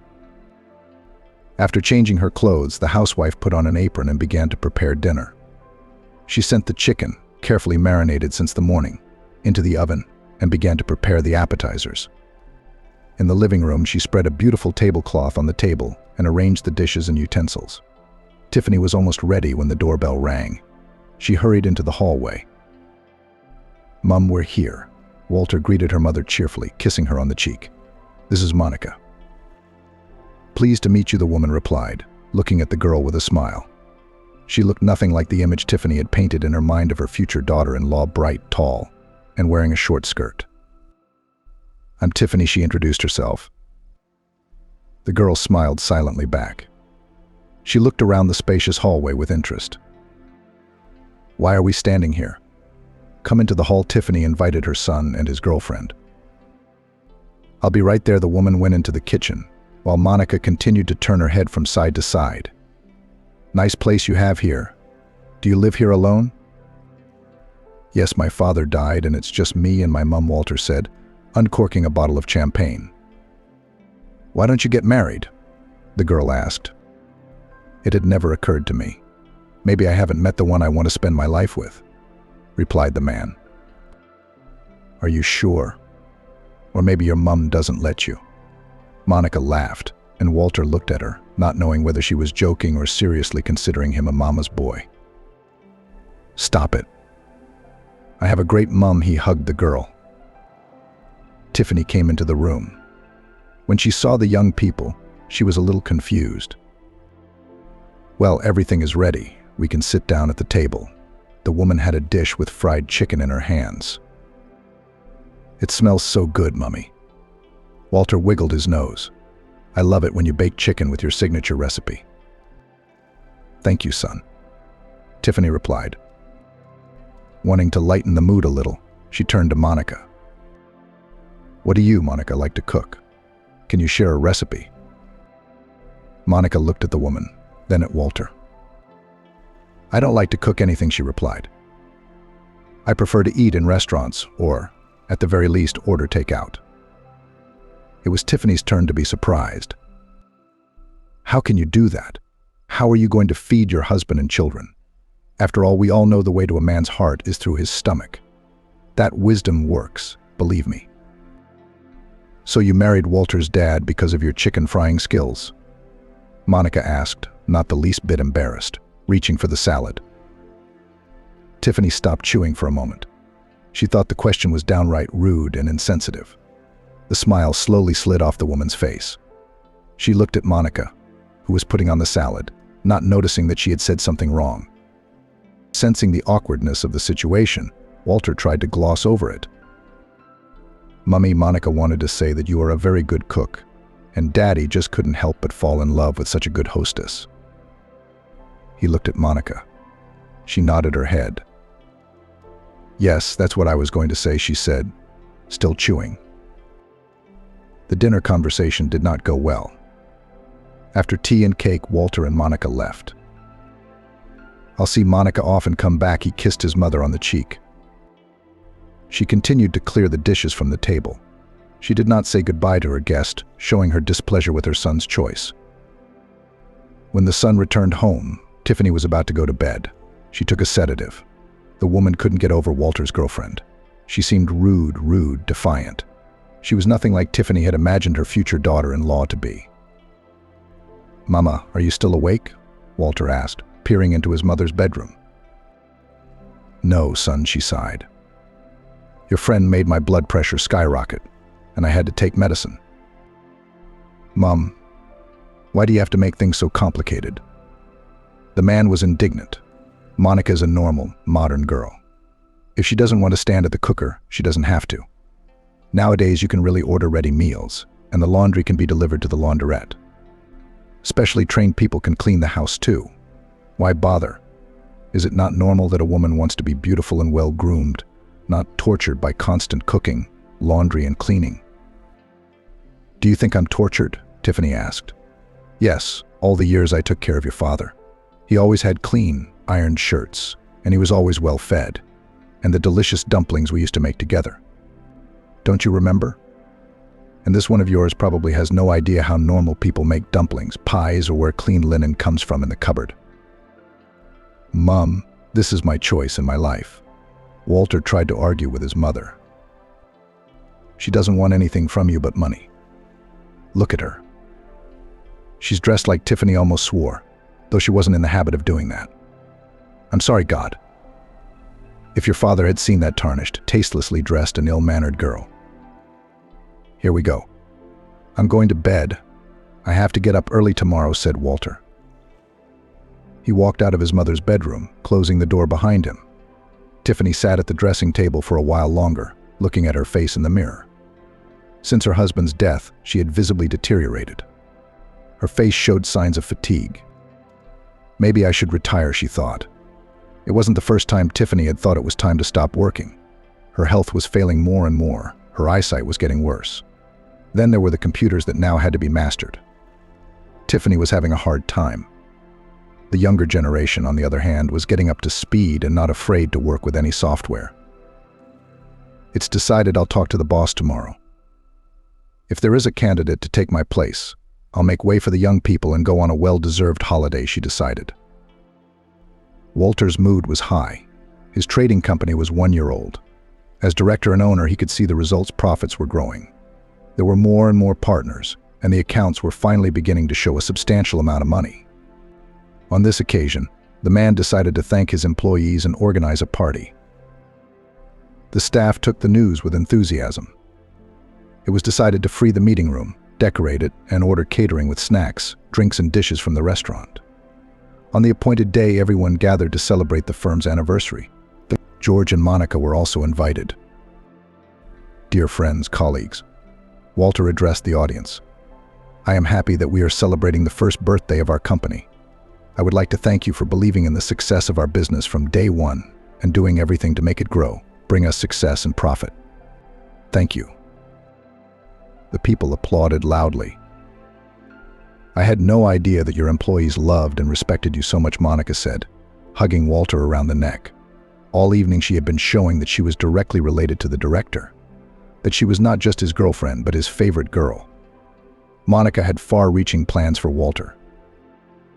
Except his mother Tiffany might be a problem. The other day, Walter gave Monica a luxurious fur coat. However, the gift was not bought on the man's initiative. They were driving through town, and Monica saw a fur store. She asked to come in because she really likes beautiful fur coats and mantos. The man was unable to object. The girl drove him crazy, and he could not give up his love adventures with Monica. Laving between the racks of coats and mantos, the girl tried on one or the other. At last she came out to Walter, who was drinking coffee on a sofa, spinning round and round.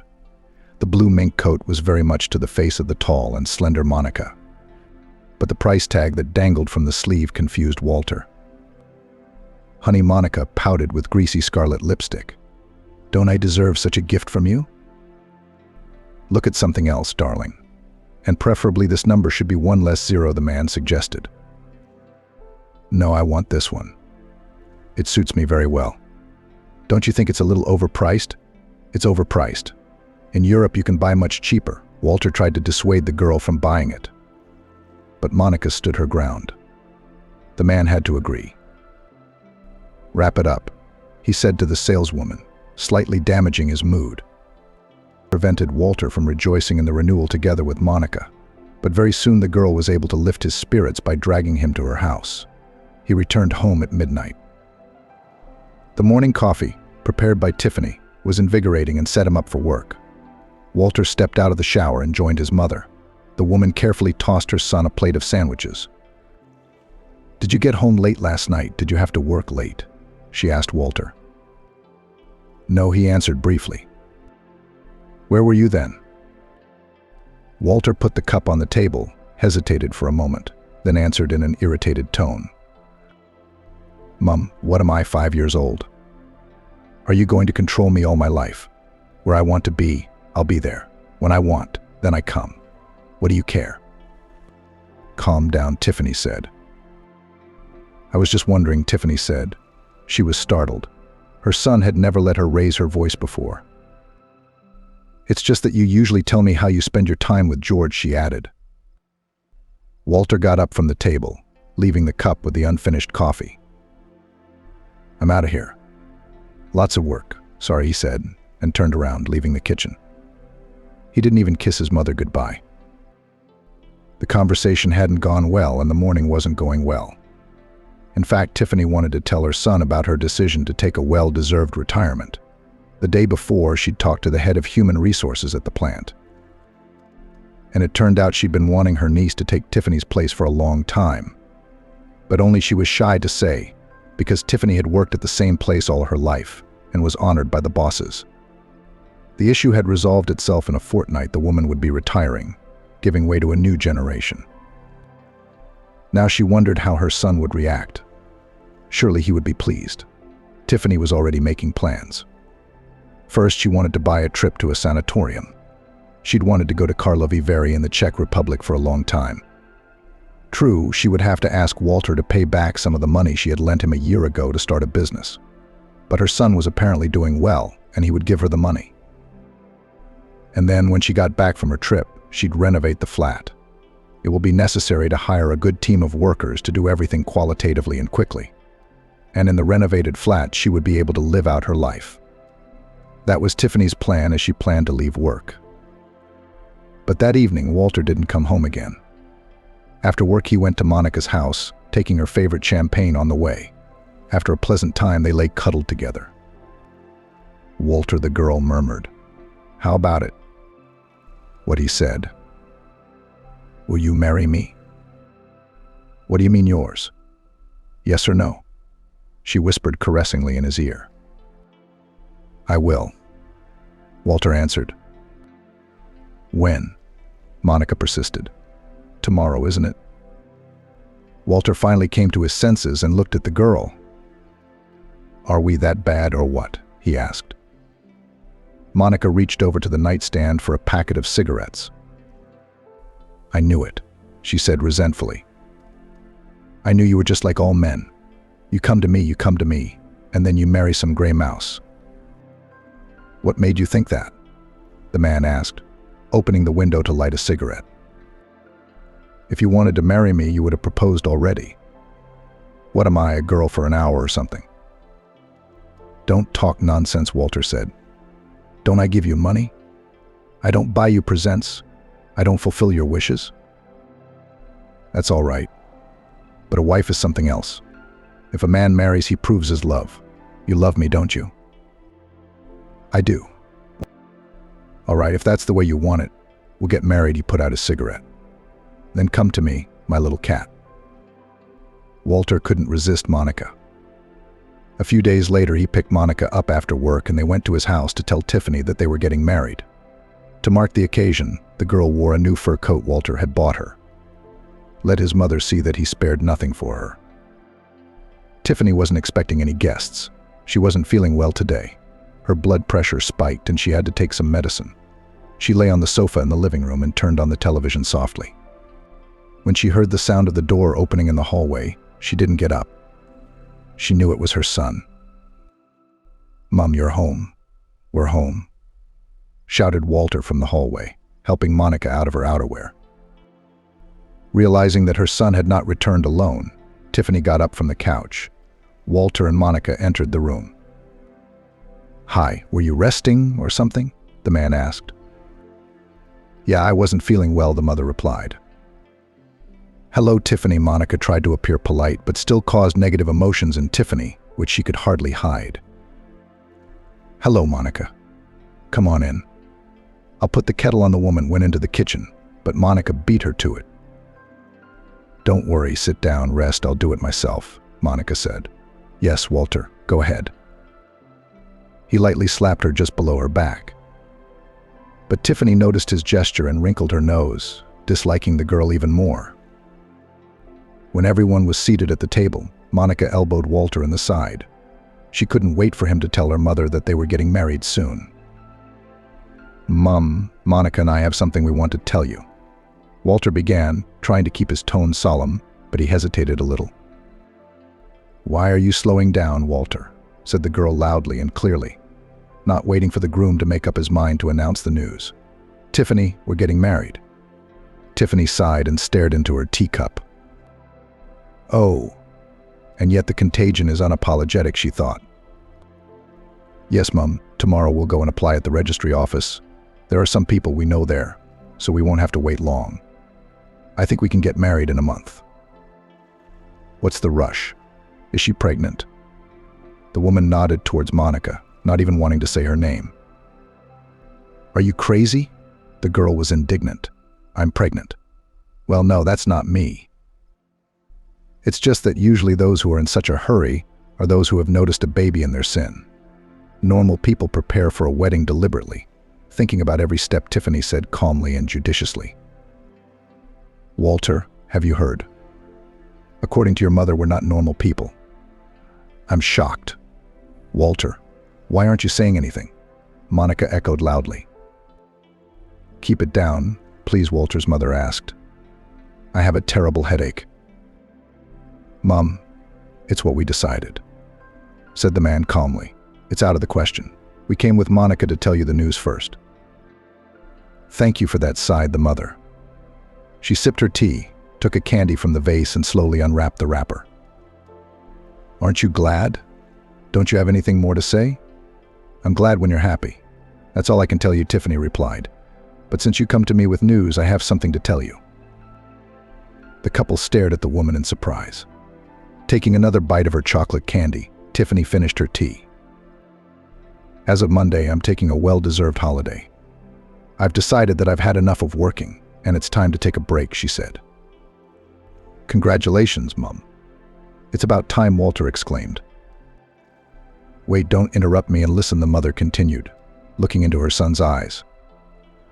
First of all, I want you to know that I want to have a healthy holiday. That's why I plan to buy a trip to Karlovy Vary. There is good air, mineral springs, all conditions for treatment of my arthritis and hypertension. That's great. I support this idea and I'm happy for you, Walter replied. While I'm in the Czech Republic, I'll need to renovate my flat, Tiffany continued. So I've decided to hire a team of decorators and have them do it right, so I don't have to think about how to fix it up later. I think it'll be enough to last me a lifetime. Walter looked round the kitchen. The flat really should have been renovated a long time ago. Especially nowadays, everything was done with beautiful, modern materials.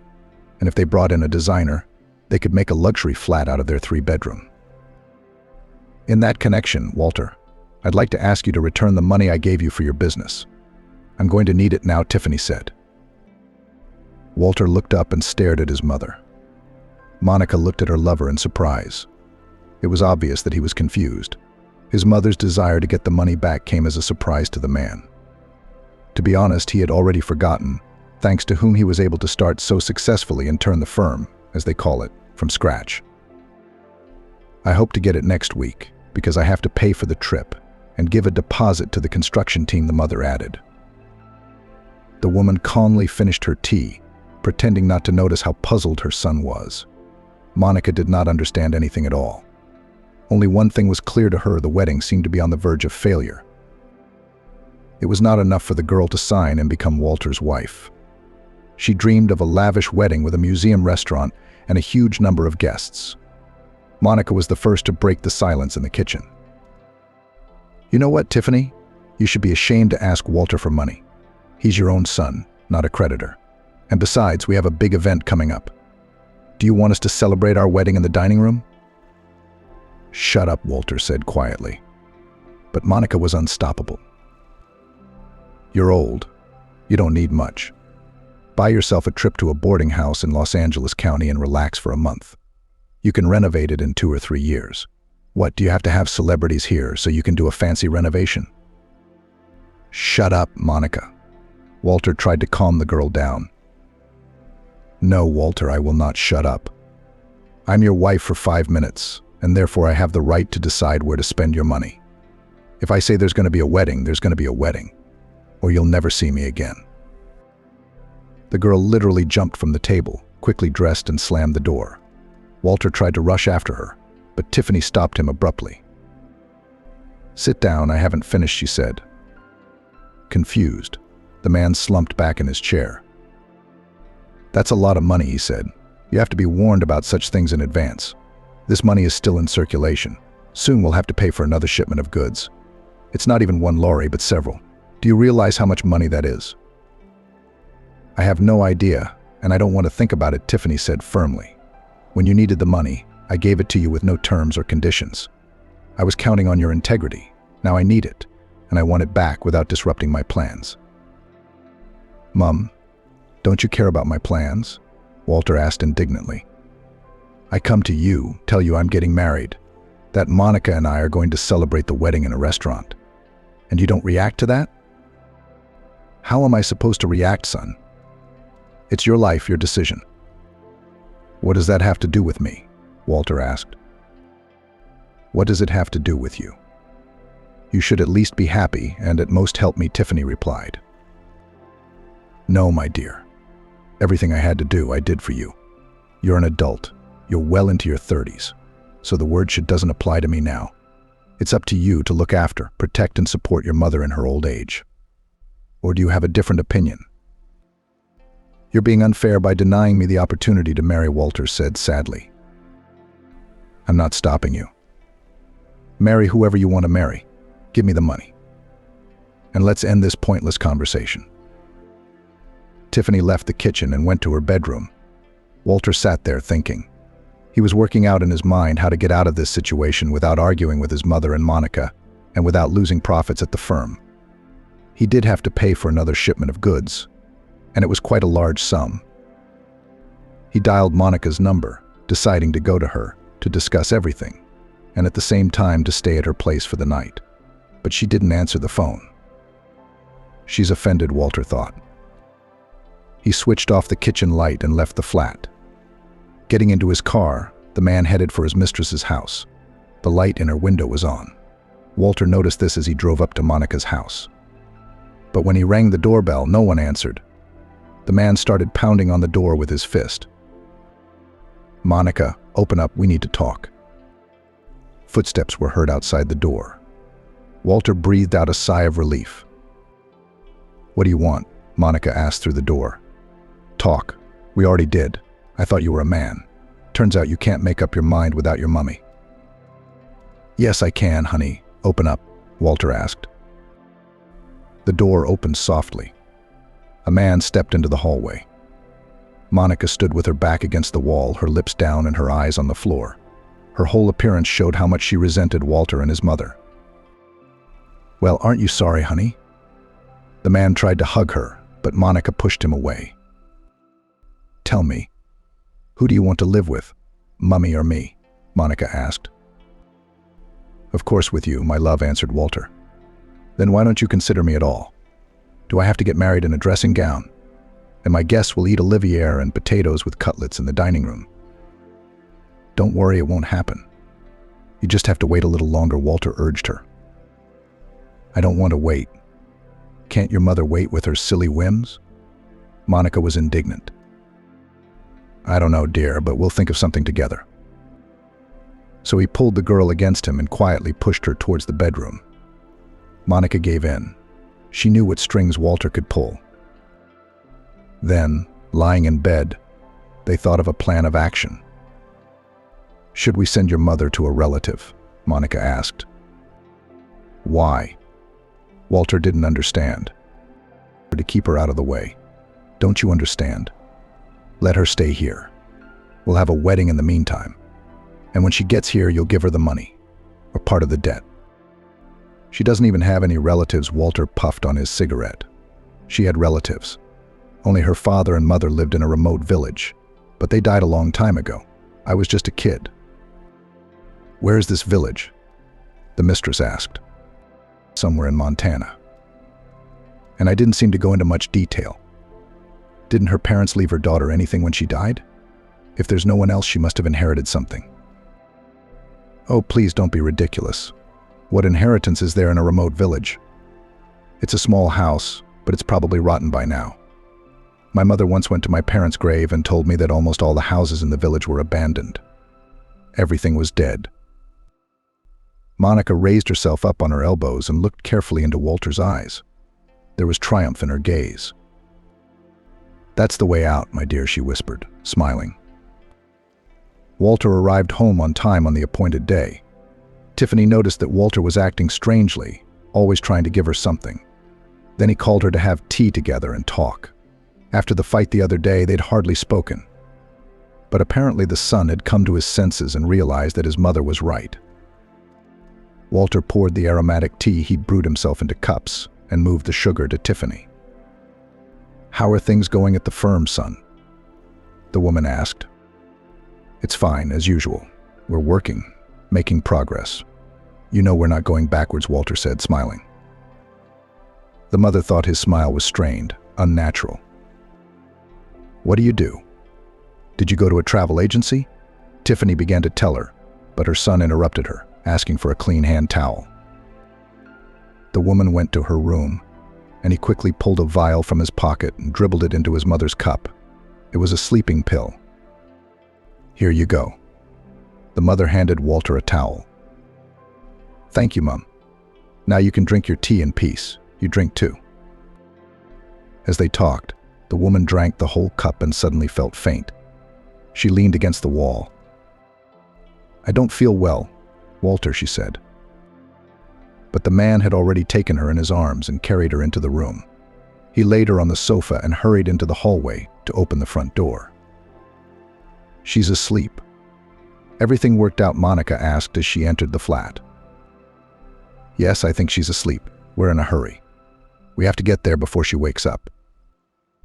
Walter took his mother in his arms and Monica grabbed a blanket and pillow from the couch. They left the flat and walked down to the courtyard. The man put his mother in the back seat, placing a pillow under her head, and covered her with the blanket.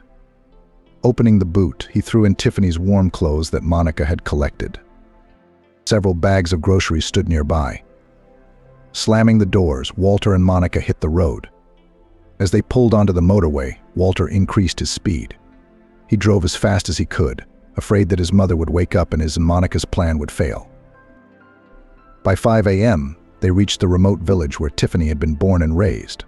They found her parents' house. There was hardly any snow in town, but here it was knee-deep. Walter made his way to the gate and struggled to open it, and then the door to the house.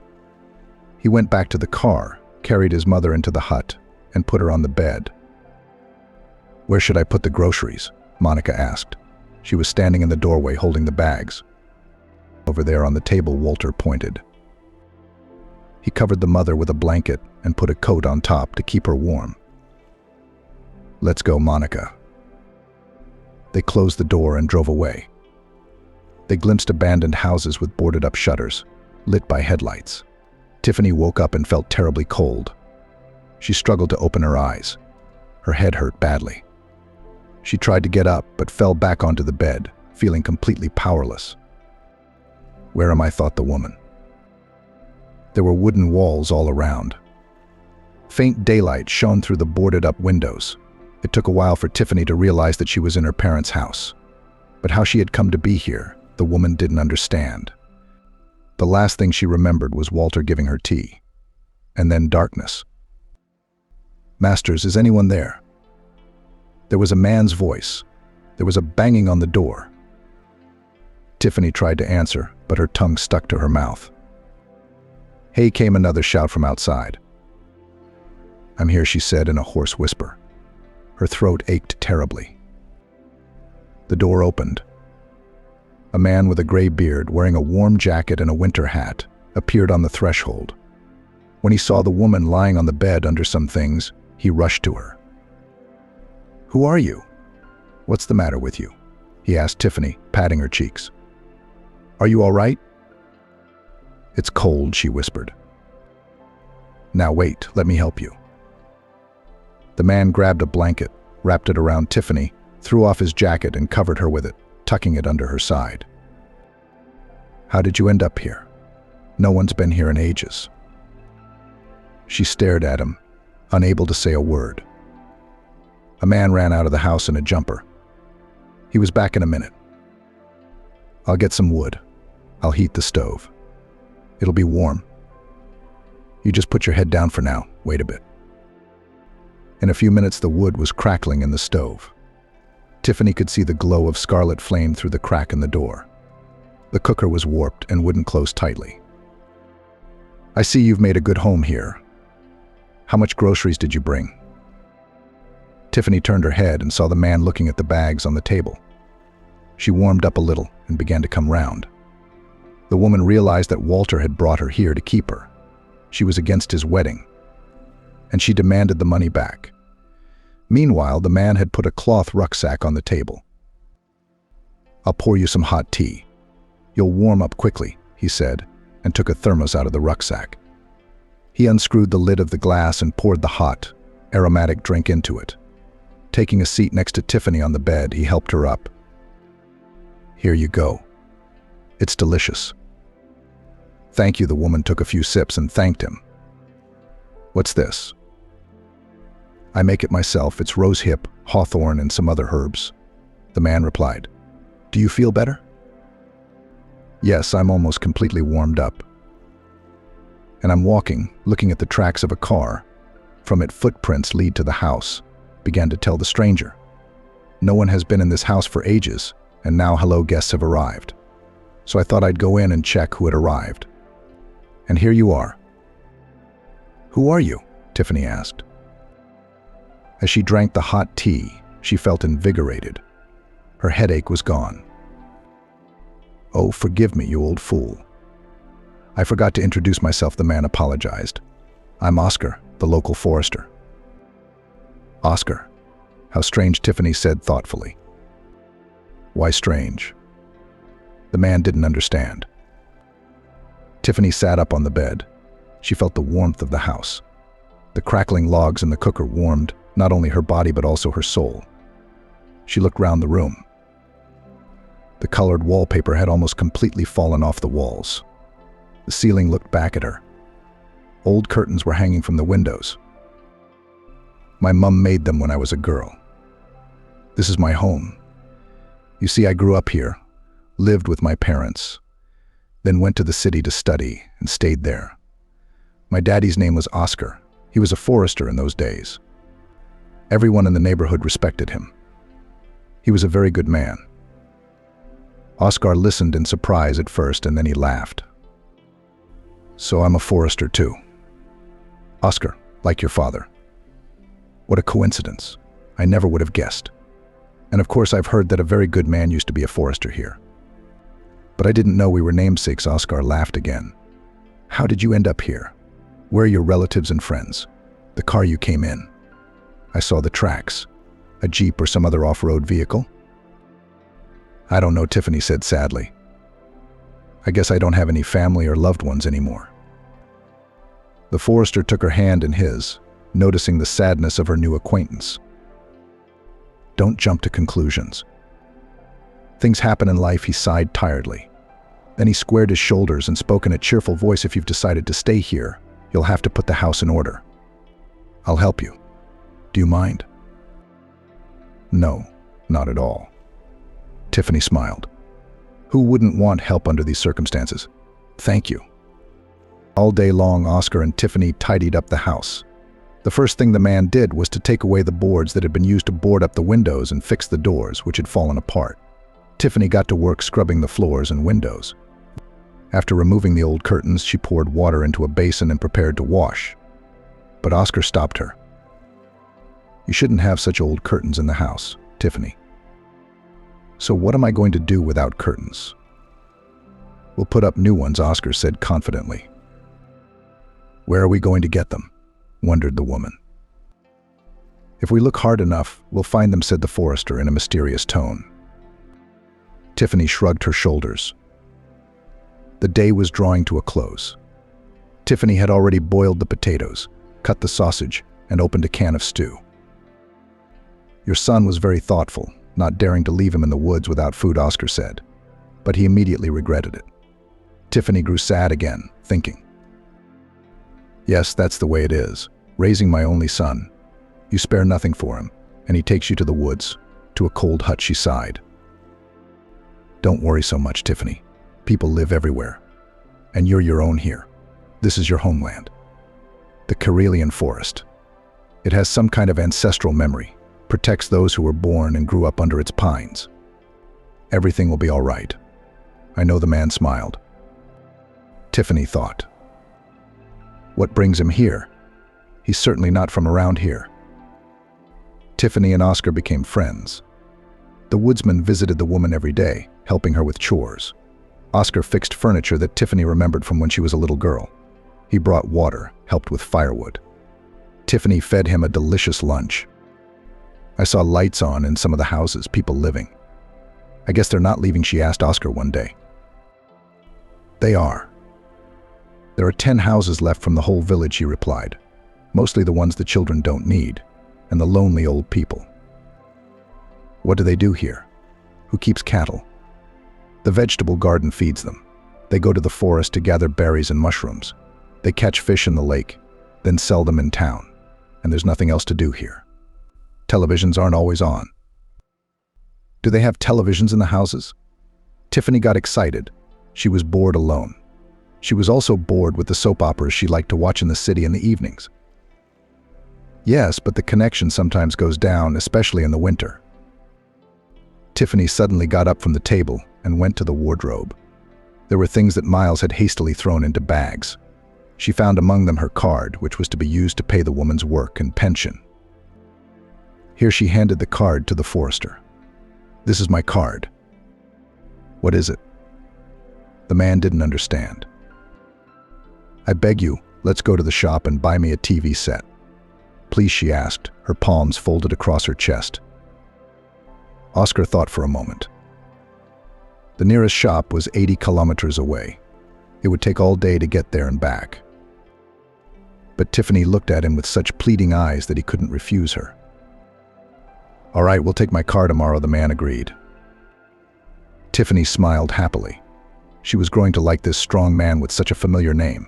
He reminded her very much of her father. 2 months passed, summer came. One warm evening, Oscar and Tiffany were having tea in the yard. The forester had made a small table. Tiffany tied a tablecloth on it. The trees swayed quietly around them, enjoying the pleasant company and tranquility. The woman suddenly thought that nothing ever just happens. Perhaps she should have come back here a long time ago, she wondered to herself.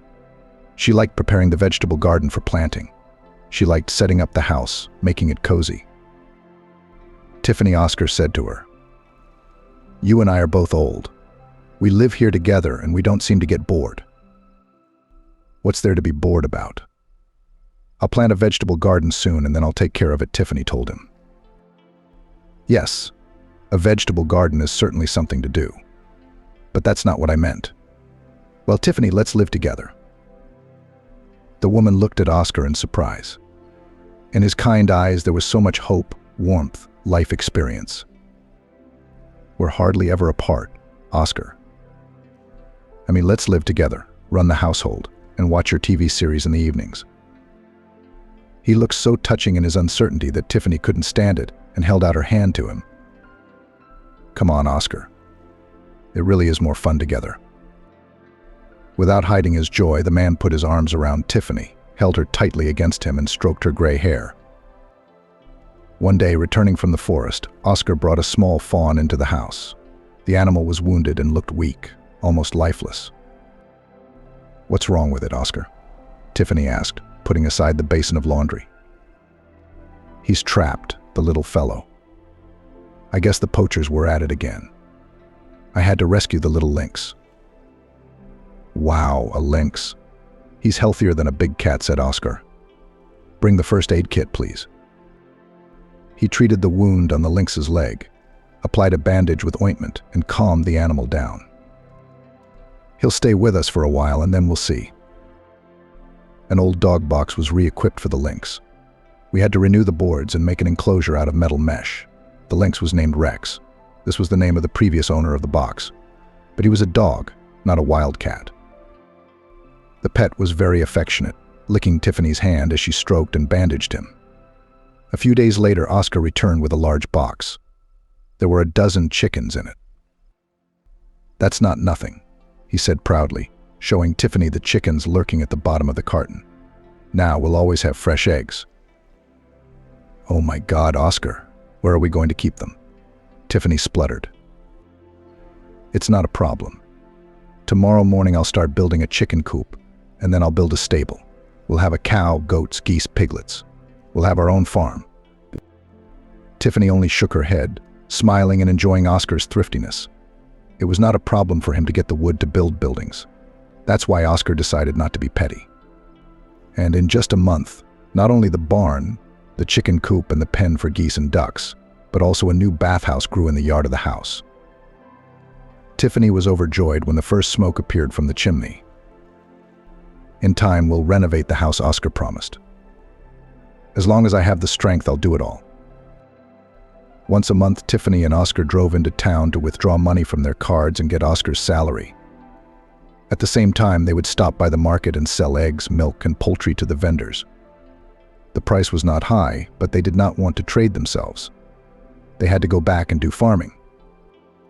Having made the necessary purchases, they would go home.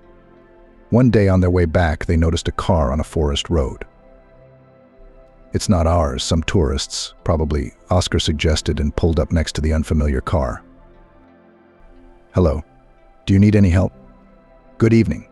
A man in his 40s approached Oscar. "My car broke down. No matter how hard I try, it won't start." "Let me have a look," the forester offered. He looked under the bonnet of the foreign car, touched and moved something. "It's bad, it needs repair," said Oscar. "Where is there to repair?" asked the man. "I looked on the navigator. There are no settlements nearby." Two boys of about 8 or 10 years old jumped out of the strange man's car. They were followed by a woman. Oscar looked at the family and said decisively, "Let's go to our place. Tomorrow morning I'll take you to the service. There's a cable." The men hooked the foreign car with the cable, and everyone settled down. Oscar dragged the broken car to the village. "Here we are," he said. And Tiffany, inviting the guests in, added, "Come inside." She led the woman and her children inside. It turned out they had traveled a long way. "We've wanted to see the local sights for a long time, but the car was a little slow," the woman said. "My name is Natalie, and these are our sons Miles and Nicholas." The boys sat down near the enclosure with a lynx, looking at it in surprise. Everything in the house and in the yard seemed strange. In the evening, everyone gathered round the table outside. Oscar and Natalie's husband Travis grilled meat on the barbecue, and the women prepared vegetables and herbs. For such an occasion, Oscar got a bottle of moonshine from somewhere. To getting acquainted to meeting. "Here's to your car being repaired quickly," he said, pouring it into shot glasses. Everyone present supported him. The evening was wonderful. Natalie put the children to bed in the house. They barely made it to bed. The hosts and guests all sat around talking, drinking fragrant tea with forest herbs. And the next day, Travis's car was taken to the service center. It turned out that it would be ready only the next day, and the men returned to Oscar and Tiffany's house. The guests had brightened up the homeowners' lives. All day the boys tended to the animals, fed carrots to the rabbits, carried hay for the cow and collected eggs in the hen house, and then drank steamed milk. Travis and Oscar chopped wood and stacked it in a neat stack, and the women cooked meals. In the evening, everyone went to the lake, swam and boated, and when they returned, a real bathhouse was waiting for them. It was a wonderful weekend. "Thank you," the guests thanked the hospitable hosts. "We could not even imagine that this is such a wonderful holiday, and we really enjoyed it." "Come back again," Oscar said, shaking Travis' hand in farewell. "You bet we will, and we'll bring our friends with us," he promised, as the car with the new friends drove off down the street. Oscar said to Tiffany, "I think it's time to start building guest houses." All summer, Tiffany worked in the vegetable garden, harvesting crops and making preparations for the winter. Oscar got serious about building an addition to the house. He enjoyed having visitors, and in his heart he hoped that Travis would keep his promise and come on holiday to visit them. The man and woman went to the woods to pick berries and mushrooms, made jam and pickled vegetables, and in the long winter Tiffany knitted warm socks, mittens, and other things from the rabbit's wool. So the winter flew by, followed by spring. The elderly couple's household gradually expanded, and the chores became more troublesome. One evening they were finishing digging a plot of land for planting potatoes, when suddenly a few cars drove up to the house one after another. "Who's that, Oscar?" Tiffany wondered. "Let's see," replied her husband, and went to the gate. Travis walked towards him. "Well done, master," he shouted when he saw Oscar. "How are you? Are you well?" "Healthy, thank God," he said. "Tiffany, look who's here." The men hugged each other, happy to see each other. Will you take me in? I want to stay for a week, go fishing, walk in the woods. Just relax, Travis asked. Why do you ask? We are only glad to have such guests. Oscar smiled, patting his friend on the shoulder. But you see, I didn't come alone. How many of you are there? Asked the owner. Is this all of you coming to our place? He pointed to the cars. Yeah, we'll sort it out among the guests. People started pouring out of the cars. Men, women, children. And before Tiffany could catch her breath, she was surrounded by young women, shaking hands and calling out their names, asking her where to take her things and her groceries. To the house, girls, to the house, Tiffany replied, confused. Gradually, things calmed down and there was no more fuss. The women began to prepare the food, and the men set up some tents in the yard. What clever people, Tiffany thought. The children had beds in the house and the adults were in the yard. The noise, the fun, the joy of the children's voices settled into Tiffany and Oscar's previously quiet home for a week. The children enjoyed feeding the animals, going to the lake with their parents, and playing outside. The women helped Tiffany, even though she refused to help. After all, people were here on holiday. The men had plenty to do all day long, and they enjoyed it all because of the variety. Oscar even took the guests hunting, and how they enjoyed fishing. Tiffany collected gifts for the guests: socks and mittens made of rabbit wool, jam made of wild berries, pickled and salted mushrooms, and smoked fish caught by the guests themselves. For a long time, the hosts hugged and could not part with their guests. They had become so close during that week, and when the townspeople left, Tiffany found money and a card under the tablecloth in the room, wishing them well and hoping they would meet again. So we've made our first money on our farm, Oscar smiled happily.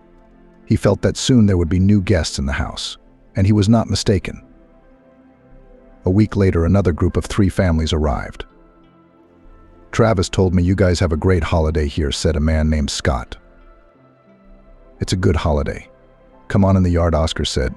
Rumors abound, but good things come to good. A few years flew by unnoticed. Now, from May to September, tourists from different cities came to visit Tiffany and Oscar, some for a day or two, and some for a week.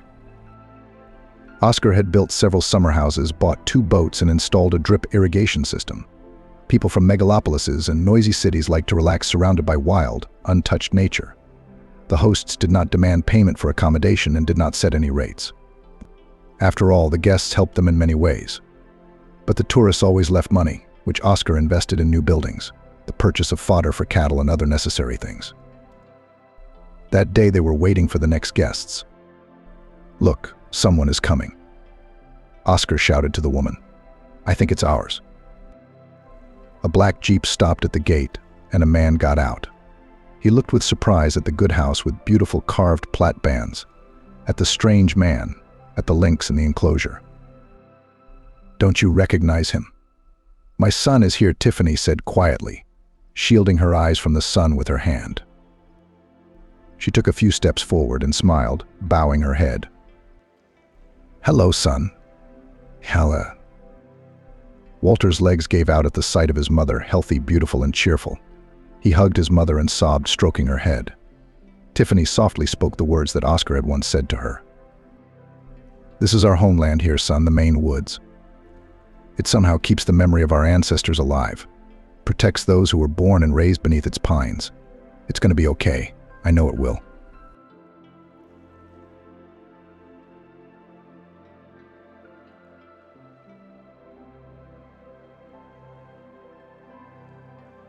You need to get married, Cindy, my friend and colleague Sarah said with a sigh, shoveling mashed potatoes into a plastic bucket. But first, a torrid, heady affair. Lelka makes a good point, Selena remarked. At least the rest of your life will be normal. Well, what did you see with that monster? Bruises, covered with foundation cream, and the fact that you with Billy in your arms hid in the neighborhood. Of course, the dead are either good or nothing but the truth, finished Ariana, Cindy's classmate, in a deep voice. By the way, that's what the saying really sounds like. Cindy was organizing the leftover sausage, smoked fish, and chopped vegetables from her husband Lucy's 40th birthday memorial dinner into containers. Oh, girls, for God's sake. The widow grinned sadly. Barry's soul can hear everything till he's 40. And let it hear, said Selena as if she had said it. Let him hear everything. How much have you endured from him in your lifetime? And then, what if that monster is only happy for you? Oh, come on, Cindy said. What's Billy going to say? Daddy's dead, and Mommy's already got a new uncle in the house. Please, Sarah rolled her eyes. First of all, you haven't brought anyone home yet. Secondly, it's a step you have to take, and it's going to take time. A year from now, and no one will judge you. How old is your Billy now? 12, the widow replied with a sigh. Oh boy, let me guess. He spends his time either with his friends or on the computer, right? Well, yes, she smiled weakly. And then the girls will start, Ariana noted. And then before you know it, the guy's married. What about you? What about me? Cindy shrugged. I'll be babysitting grandchildren. It's all clear, summarized the classmate, and looking at her friends, waved her hands. She's incorrigible. She's going to follow Barry and not even know what it's like to live life to the fullest and be truly happy. Cindy, don't you want to live for yourself? I don't know, she admitted. I hadn't really thought about it. Well, maybe it's time to think about it. What's 32? Juicy, Selena said. Exactly. God, Cindy, if you want to cry for your husband, then cry and move on. I don't think he's worth it, though. He wouldn't appreciate it. Oh, guys, it's complicated. Cindy shook her head. I need to get back on track. Then I can think about myself. The friends looked at each other with a faint glance. Somehow they didn't believe that would be the case. So far they had heard only words. That was just the way this woman was. Cindy thought of others first, and only then of herself. She was also afraid of change. But deep down, somewhere in the bottom of her heart, Cindy knew her friends were right. And change had already come, so maybe. Selena said when all the food and drinks had been put away, and you lie down and rest, you're exhausted. Yes, I will, nodded Cindy. Thanks, girls. After she had seen her friends off, she lay down on the bed, but she didn't feel like sleeping. Cindy sank into her memories. Barry and Cindy had started dating when she was a freshman in medical school. There probably wasn't a student in the entire college who hadn't noticed the beautiful blue-eyed brunette with the chiseled figure. And classmate Anthony was in love with her. But one of the first college beauties made a choice outside the institution, and he, to put it mildly, puzzled everyone who knew her. Cindy's lover, the leader of the local Gopniks, worked as a handyman in some Sharashkana office one day. The hero of her novel wasn't handsome, and he wasn't fearful either. But with one look at Barry, it wasn't hard to realize that his intelligence was in trouble. The guy wore tracksuits, shaved his head, and despised perfume. A man should smell like a man, he told his subordinates. Having finished 9 grades with a squeak, Barry decided that was enough. He considered further education a waste of time and called all students slackers, squandering their parents' money. A real man should earn money, not sit behind a desk, Barry cut off. I finished school, I can read, I can write, I can count money. What else do you need? When Cindy timidly stammered about the fact that with education more chances to get a good job, the lover only condescendingly flicked the girl on the nose and said, "Much you understand. All this reasoning slobbering and mama's boys. And a real tough guy will not waste time on some kind of study." Barry was contemptuous of such things as candy bouquet period, modest but nice gifts, some kind not on business, but just because a man missed another, as he put it, callow tenderness. And I am not a heifer, he told his beloved. I am a concrete man, standing firmly on his feet. When Cindy realized that romance was out of the question, she wasn't upset. And really, what was the point of all this? After all, she had a real tough guy by her side, and everything else was nothing. However, it was not only in the disregard for education and lack of attention to the girl. Much scarier was another thing. From time to time, Barry raised his hand to Cindy, humiliated her in public, and told his friends that he was doing it for educational purposes. When the friends found out about it, they were horrified. Love is evil, of course, but still. "Cindy, you're an interesting and educated girl," her friend and classmate Ariana reprimanded her. "Well, what the hell do you want with that roughneck? And he has his hands all over you. With your smarts and looks, You could get a guy that everyone would be jealous of. It's Barry I want, Cindy said stubbornly. I love him. He's great. He just needs to be understood. And anyway, it's our relationship. What kind of relationship is that? Exclaimed her friend. If he lets himself raise his hand to you now, what will happen if you, God forbid, get married? Why, God forbid? The girl asked with a grin. We'll get married anyway, and everything will be fine. No, you're definitely zombified. Ariana summarized, and for the sake of convincing, she added, it's only going to get worse.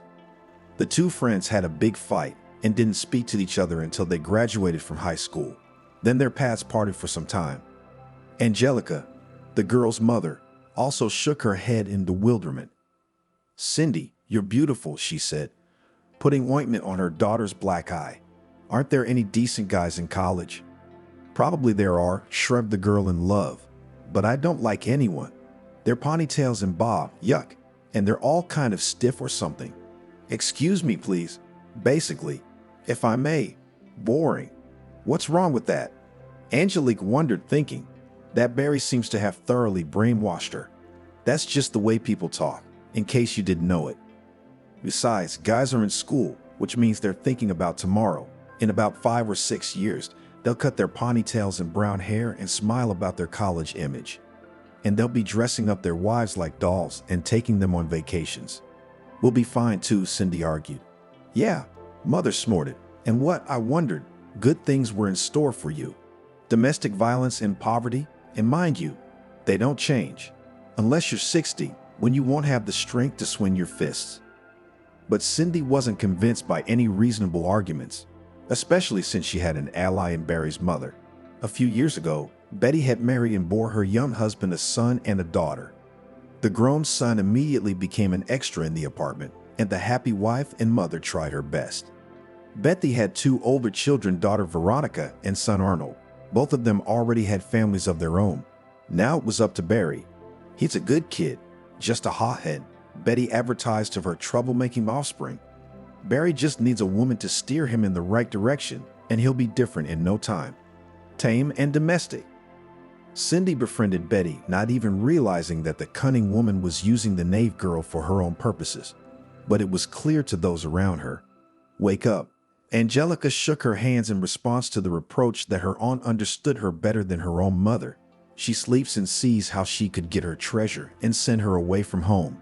Well, and in your eyes, she wants to seem like a cool democratic aunt. Why? It's convenient to be kind at other people's expense. But where will her kindness go when it comes to business? That's not true. Cindy said no. Aunt Betty's a good person. Aunt Betty's a phony, the mother said, lamenting how blinded her daughter's eyes were. It's all love. Harvey, Cindy's father, threatened to beat up his daughter's beau, but his wife only sighed and said, it's no use. It's no use. But we got to do something, he exclaimed. What, Harvey, what? Until Cindy realizes what she's in for, nothing will change.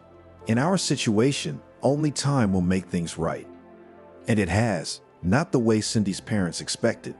One day, Angelica got a call from Betty saying they needed to talk. About what? The girl's mother asked calmly, but a bad feeling had already taken hold of her. Let's not talk on the phone, replied the parent of the hated Barry. Could you and Harvey come over at 7 o'clock? Well, all right. With Harvey, the poor woman pondered what that meant, but as it was, only one thought came to mind, and it was not a happy one. All right, why guess in vain? She finally decided. Angelica's worst fears were realized. When she and Harvey arrived at the Wesleys, the young ones were informed that Cindy was already 12 weeks pregnant. Angelica fearfully covered her mouth with the palm of her hand, and Betty said, tomorrow our babies are on their way to apply. Oh my God, Angelica had exclaimed. That's what I was afraid of. I couldn't tell from the look on Harvey's face that he was excited about the prospect of becoming a father-in-law either. At least not for the next few years, and not to this man. What's wrong with that? Betty went on the offensive. You're marrying your daughter to a man from a respectable family. He doesn't mind marrying. Everything's honorable, as it should be among decent people. You're the decent one? Thought Angelique, but she said nothing. Only a scandal was not enough. He works, continued the loving mother. The family will be able to provide. Of course I can, Barry said. I'm a normal man. I understand.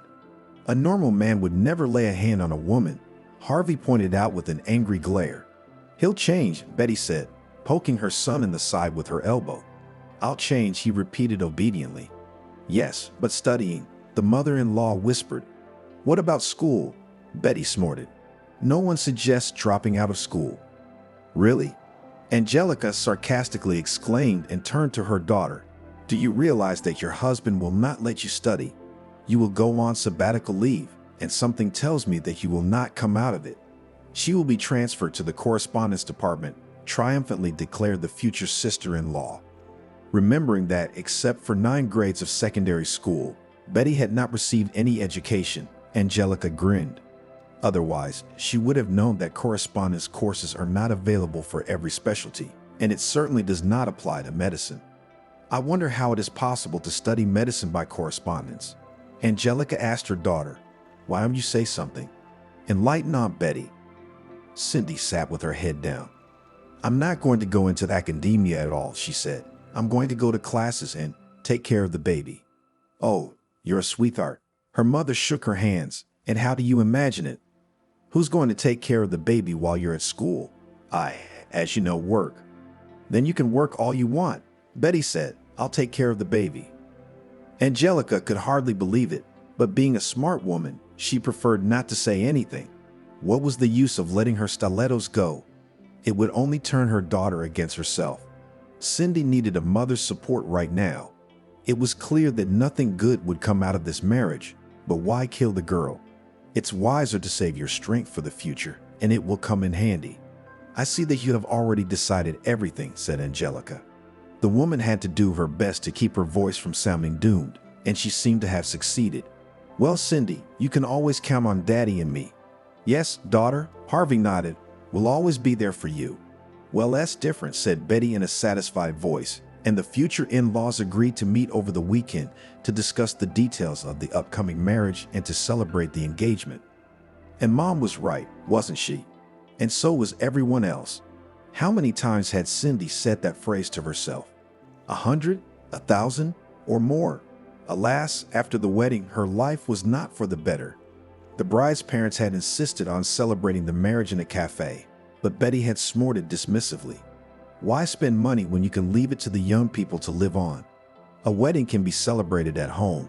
That's the way it's been done for centuries. The first day was celebrated at the groom's house, the second at the bride's house. When Cindy learned that the wedding party would be held at home, she was disappointed, but she didn't let on. Maybe it's for the best, she thought. After all, I'm pregnant, and I don't really need a noisy celebration in a pub. The girl realized that she was talking herself into it. After all, the wedding, which is a lot of young people, cannot be quiet and rank. But the main thing is that we love each other, Cindy summed up, and the argument seemed to her quite weighty. Cindy's health left much to be desired, and the cheapest and not too elegant dress, bought by Valerie, emphasized her interesting position. The happy groom now and then unceremoniously and without a hint of tenderness to the future baby grabbed Cindy's belly, and at the same time looked proudly and meaningfully at his friends. Look at me, I'm an eagle. Cindy was terribly unpleasant, but then she wrote it all off to nervousness, which is normal for a bride who is pregnant. The happy newlywed had been drinking himself to shreds and behaving outrageously. Barry squeezed the bride, and she, instead of making a remark to her new husband, smiled strangely, as if begging the guests to be more lenient. He kissed the lips of all the women present, sprinkling them with thick booze. And when the boyfriend of Elizabeth, Cindy's college friend, said that it was wrong to do that, he exclaimed indignantly, "Do you know who I am?" "I warned you," the young man said with an undercurrent of menace and walked away, not wanting the conflict. At the end of the evening, the newlywed climbed up on the table, took off his jacket and threw it on the floor, waving it vigorously in the air. "I married an awesome hottie today," he shouted. "I did it. I'm the coolest alpha male ever. Yo ho ho ho whoa." His friends whistled back so encouragingly that the guests' ears popped. Cindy wanted to cry. Barry, either accidentally or in a fit of emotion, kicked a vase of olive oil. The salad instantly landed on his father-in-law's new suit, who was standing nearby. Harvey's face turned purple with anger, but not to spoil his daughter's holiday. Though what was going on looked less like a party than anything else in the world. The father of the bride looked at Angelica and realized that his wife had obviously thought the same thing. This was not how they had envisioned their only daughter's wedding. Cindy looked at her parents and looked down at them. Dreaming, you idiot, of a beautiful wedding. She mocked herself, enjoyed it. The second day of the wedding, according to tradition, which so honored Betty, celebrated in the apartment of the bride's parents. After the party, the guests took a stroll through the city. The bridegroom had done well here too. He walked with Cindy in his arms and shouted obscenities to the approving cackling of his gopnik friends. "It's nothing," Betty said soothingly. From now on, the mother-in-law would take a moment to make fun of him and calm down. "It's a wedding after all." "Yes," the daughter-in-law nodded with a forced smile. "I understand." She wanted so much to believe that what Betty had said was true and that everything would be all right. But, just as Ariana, with whom they'd already reconciled, had predicted, things had only gotten worse. A friend was also present at the wedding and was shocked. The sacramental phrase, "I warned you," remained unspoken. It was more important to support the friend who was already having a hard time. On Monday evening, when Barry had recovered from his hangover, the young couple went to look at their new home. They were to live in a private house on the outskirts of town. As the new husband explained to Cindy, his late grandmother used to live there. "How do you like it here?" Barry asked. The young wife didn't know what to say. The impressive layer of dust and numerous cobwebs, to put it mildly, did not inspire enthusiasm. "Well, it's okay," Cindy replied hesitantly.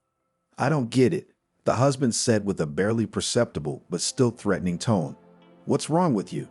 It's not like you're a lady. You can clean, wash, and all that." "But won't you help me?" she asked confusedly. "Listen," Barry answered carelessly, "it's your woman's business. My mom handled everything on her own." Yeah, I think that was the first time Cindy had ever thought unflatteringly of her mother-in-law. She was especially good at giving birth like a wind-up. At this point, Cindy feared her hubby might beat her. Judging by the look on Lucy's face, that was exactly what he intended to do. At least, that's what he was thinking of doing. Cindy knew the tone and the stare all too well, so she prudently decided to stay out of it. "Well then, I'll do it too," she said, trying to sound cheerful. "What was I saying?" Barry said in a patronizing tone. "No, of course I'll help you move cabinets, beds. I'm not a complete moron. I realize you need to keep our son safe." "Why a son?" the young woman asked with a smile. "What if we have a girl?" "Real men are born only sons," condescendingly said the husband. "That's it. I've shown you the work to be done." When they got back to the Weasleys' house, Betty asked her daughter-in-law, "How do you like the house?" "It's a good house," Cindy nodded discreetly. "Oh my," her mother-in-law said smugly, "you'll have your own place. Imagine what would happen if you married some college kid." The daughter-in-law only shrugged her shoulders. "That's right, nothing good," Betty summed up in her favorite triumphant tone. "We be living in rented apartments, and with us everything will be fine. And the main thing is that Valerka loves you very much." Who knows, maybe Valerka really loved his wife, but it seems he kept it carefully hidden. A month without abuse seemed like a fairy tale to Cindy, except that every fairy tale, even the longest one, comes to an end sooner or later. One day, Cindy was late for college. She was studying for the winter session and had to spend a lot of time in the library. "What the hell's a winter session?" Barry snapped at her. "There's nothing to eat at home, and she's in libraries." "I made a whole pot of borscht yesterday," Cindy said. Also, a powerful blow to the forehead stopped her from finishing. The young woman didn't even realize what it was. She just felt a shower of sparks come out of her eyes. And when Cindy blinked, she saw her husband's angry face. "More?" he asked, frighteningly calm. "No? Then go ahead and make me something quick." Cindy made scrambled eggs with lard, toast, and herbs. Barry, after eating his supper, was visibly relieved. "Are you offended?" he asked conciliatingly. "You shouldn't be. You'll thank me for guiding you to the right path." It was only as he finished his admonition that Barry remembered that his pregnant wife hadn't had dinner. "Look, Cindy, I ate all of it, okay? He asked. Well, you better make yourself something. You gotta eat well and all that. Nothing. I'm fine, Cindy assured him. Oh, all right then. Barry muttered to himself and grabbed a bottle of beer from the refrigerator and went to watch TV. With a sigh, the pregnant wife took out bread, eggs, and a bunch of greens. After a little thought, Cindy decided to add some lard. Cindy's pregnancy was not easy, and in the 6th month, she took a leave of absence and went into labor. What's the news? Barry exclaimed when he heard about the hospitalization. The news is that I'm in danger of miscarrying, Cindy replied calmly. In such cases, they usually put you in the hospital. A threatened miscarriage? My husband asked incredulously. Really? That's like when the baby isn't born, right? Yes, the mother-to-be answered with a sigh and smiled involuntarily. When Barry talked about the future baby, he looked so touching that Cindy forgot about the main family problem. Well then, of course, Barry nodded. Go to your preservation or wherever. I want a healthy son. He'll be born healthy, Cindy smiled again. Watch me, my husband threatened, either jokingly or seriously. The month in the hospital was another favorable period in the young woman's life. Between the honeymoon and the hospital stay, Cindy truly realized how defenseless she was to her husband. Barry could get mad over the most insignificant thing, like not enough soup or too long, in his opinion, talking on the phone. And he didn't care if his mother called, let alone his friends. In moments of anger, the husband went on a rampage. In addition to violence, he used the most vile and disgusting words Barry could think of, and she would endure it without complaint. Cindy tried to tell her mother-in-law, but she quickly shut her down. No, said Betty. You've got your own family now, so you're on your own. You saw what you were buying. That's when Cindy realized how right her mother had been about her mother-in-law and everything else. It was obvious that Betty's promise to take care of the baby while Cindy was at school wasn't worth a dime. So it looked like the sabbatical was going to be a long one, if school doesn't just fall through the cracks, and something told me it would. When a tired, exhausted, and frightened Cindy arrived at the hospital, the doctor had no trouble determining what was going on in her family. The multicolored bruises all over her body were more eloquent than any words. Maria, the attending physician, examined Cindy, and as she dressed and was about to leave the exam room, the woman asked sympathetically, "This is not my case, but why don't you go to court or at least to the police? For what do you put up with the abuse of yourself and your future child? Do you even realize that an unhealthy family environment can affect the psyche of the unborn child? If you don't want to think about yourself, think about the baby." Cindy cried bitterly. Now, calm down," the kind woman said quietly, hugging her. "What do you think you're doing, crying? You mustn't worry. I will no longer embarrass," whispered the future mother. "I'll try." "You'll do your best," Maria said with feigned severity. That's it, my good girl. Next." 2 weeks later, Cindy was discharged. Her parents picked her up from the hospital. "Why don't we go back to our place?" Angelica suggested it. Though tempted, Cindy declined. But at home, she was surprised to find an unkempt girl. It seemed she lived on the next street over. "Oh," the girl squeaked when she saw Cindy. The young woman jumped out of the house and ran for her life. She walked at a brisk pace, greedily breathing in the February, almost spring air, while tears covered everything around her. Cindy wanted to call her parents, but changed her mind. No need to upset them. She reached the small public garden and sank down tiredly on a bench. Her cell phone rang. "Ariana." "Hello." No matter how hard Cindy tried to hold back her tears, her friend understood. "Cindy, are you crying? What's wrong?" "Cindy, don't be silent," Ariana persisted. Barry what? Are you home now or are you still in the hospital?" "Aya." Tears were getting in the way of my speech. I'm home," Cindy sobbed. "I mean, not really." "Cindy, I don't understand you," Ariana said in desperation. "Where are you?" "In the public garden, not far from the house." "Why are you there?" the classmate asked. "It's not May." When Cindy finally managed to pull herself together and told her friend what had happened, she immediately said, "Okay, call a cab and come to my place. I'll pay for it." "Oh, Cindy, I don't know," Ariana said an hour later when they were having tea. I'd leave if I were you. Why? It's an option, by the way. Your parents are good, and they'll help you raise your child. Well, nothing good awaits you. Not only does he have his hands out, but he brings all sorts of weirdos into the house.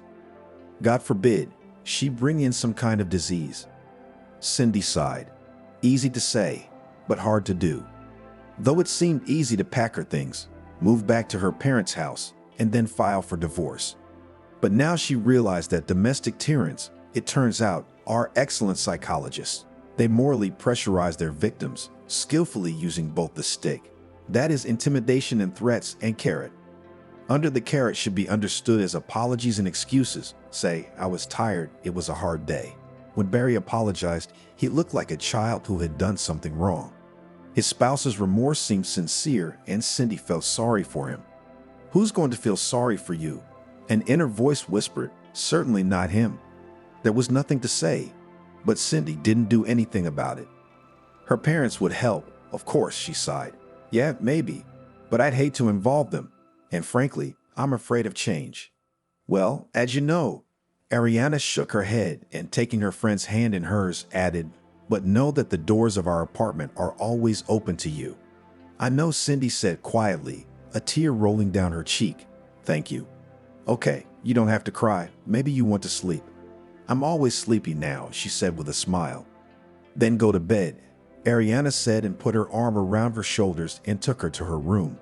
Sleep is a great medicine in general, and tonight Mom promised to make fish pie. It'd be delicious.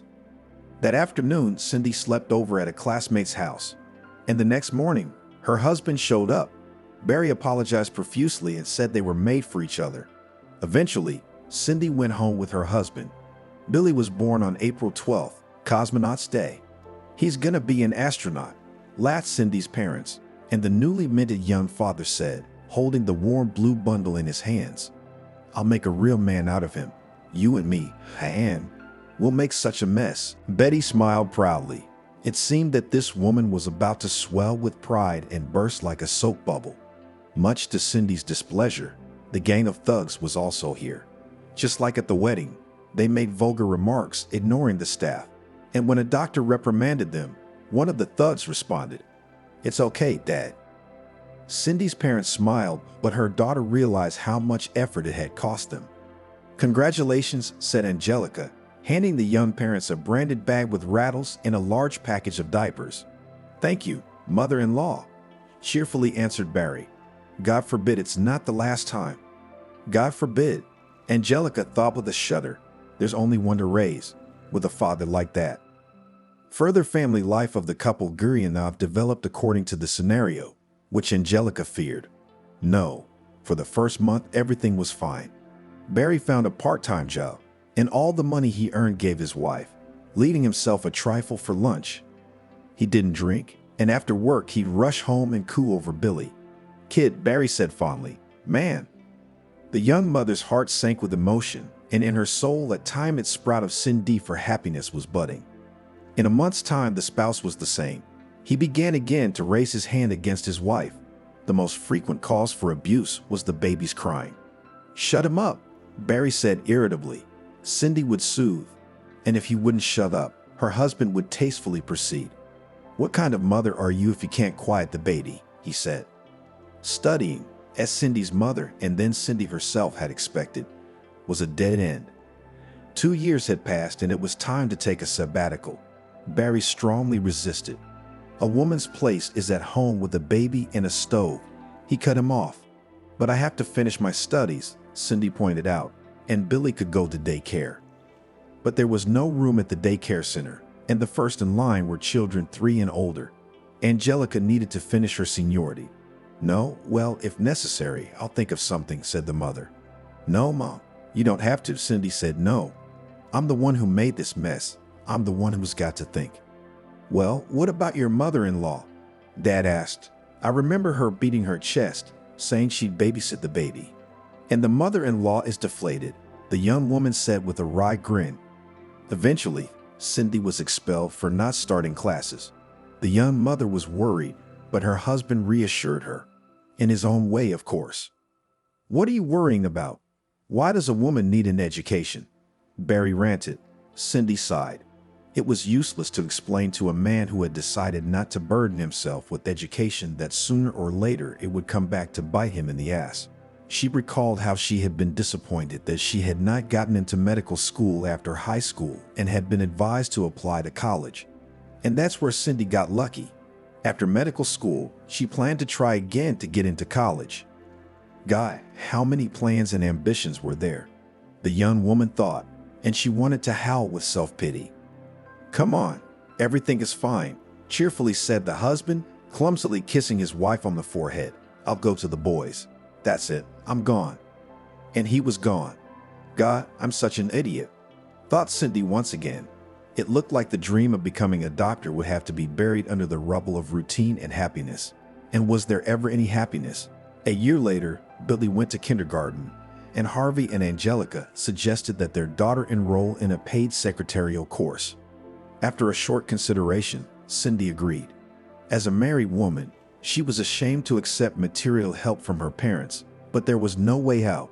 With the pennies Barry received in the children's allowance, she couldn't do much with it. But Cindy would get a job and the money would be easier to come by. When Barry found out his wife had enrolled in the course, he made a big fuss. "You want to be a secretary?" he yelled. "You think I don't know what you're thinking?" "I don't know what you're talking about," Cindy said in a trembling voice. "You know what you mean." Her husband raged and swung at her.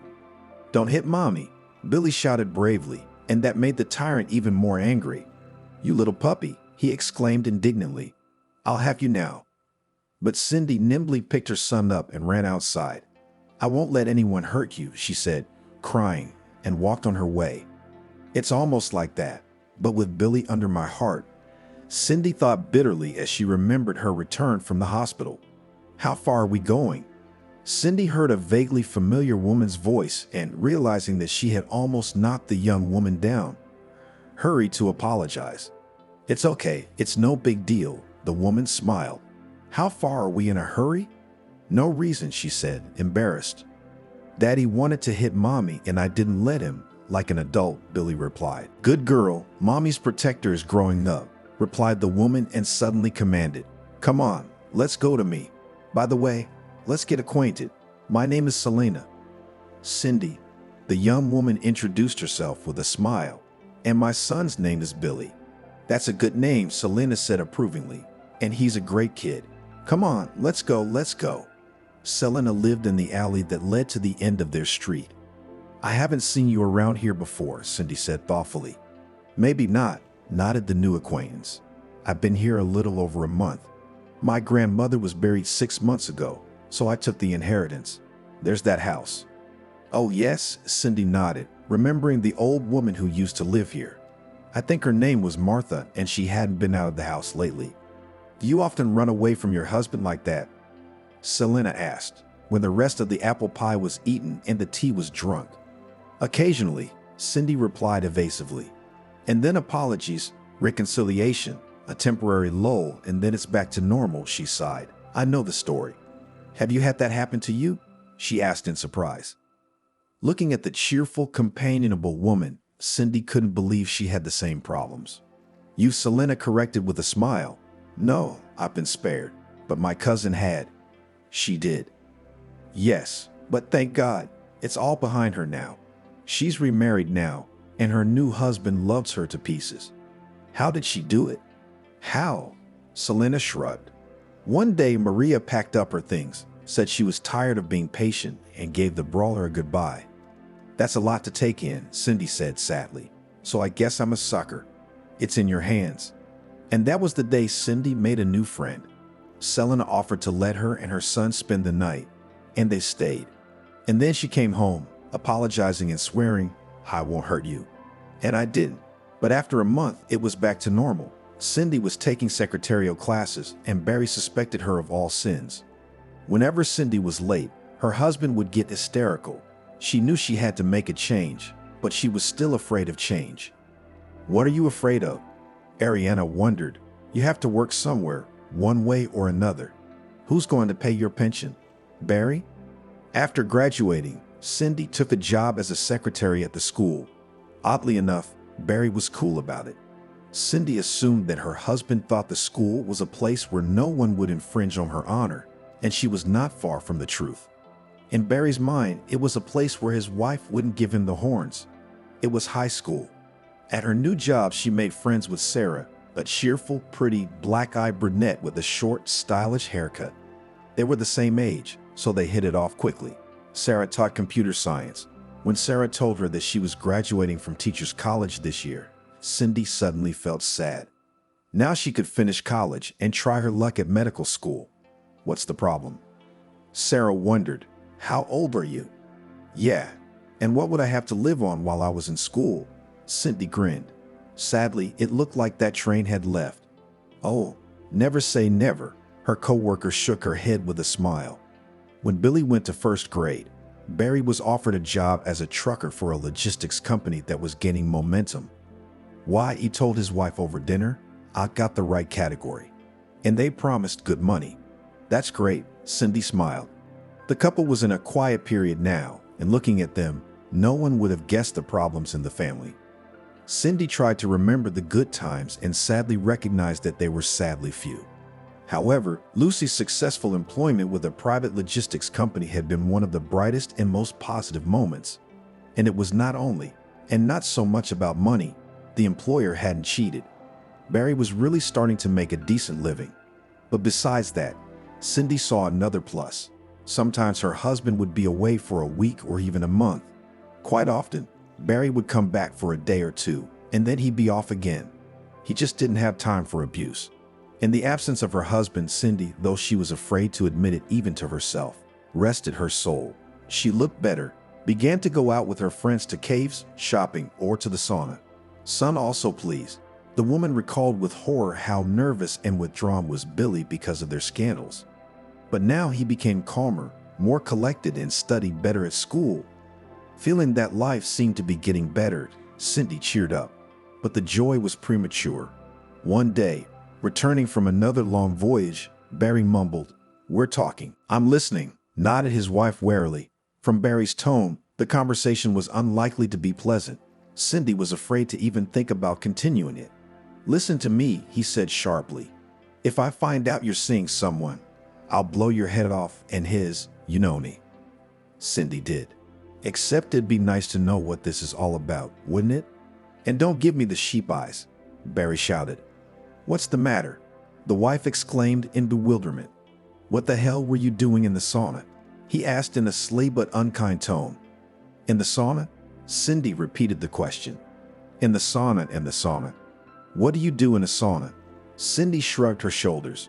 "Warming up, steaming, swimming in the pool." Barry noticed that she was different. More self-confident or something. She looked different too. Fresher, better looking, more rested. He didn't like it and had an interesting thought. "There's someone else," Barry thought angrily. "I'd better find out who. Then we'll all be in trouble." "Warming, steaming, swimming," he repeated mockingly. "That's it. What else do you want to know?" Cindy asked indifferently. "Don't play dumb with me," he yelled. "You want to embarrass me? When my husband walks out the door, you go to the saunas? You? Wife? Mother?" "Barry." She was astonished to realize that her husband suspected her of infidelity. "What makes you think I'm cheating on you?" "I was just told that you were in the sauna," Barry said in a confused voice, which was amusing. "So?" Cindy snorted. "Do you think they only do, naughty things in the sauna?" "Well," he said, and his wife grinned mentally. "I guess this is the kind of thing where they say the hat on the thief is on fire." It was strange that Barry didn't fight this time. "It wasn't weird," Sarah said thoughtfully when Cindy told her co-worker about it. "It's just that you're different now. You're prettier and, more importantly, more confident, so he didn't dare hit you. And you know what? Your abuser is afraid of losing you." Cindy was glad to hear that. Maybe there was a holiday coming up on her street too. Cindy returned from her lunch break and was taking her desk when she received a call from an unfamiliar number. "Hello, we don't know your name," said the caller. "Are you Barry's wife?" "Yes, that's correct," answered Cindy. "I'm sorry, but your husband was killed in a car accident. Would you be able to come down for a lineup?" "Yes, of course," she replied. and suddenly a pair of golden red goosebumps flickered in front of her eyes. Must be the pressure. Cindy grimaced and rubbed her temples. The principal came into the waiting room. Are you all right?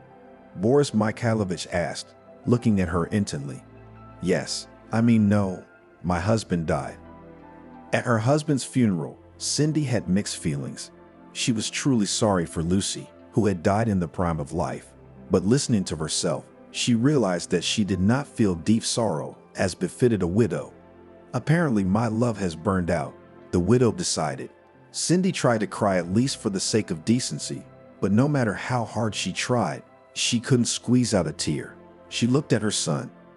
Billy was as serious as ever, and he wasn't crying either. The mother-in-law walked up to them. If Cindy hadn't known it was her, she never would have believed it. Betty was graying, her face was completely white, and there were deep creases in the corners of her mouth. How are you? Cindy asked sympathetically, intending to hug Betty. She's still asking.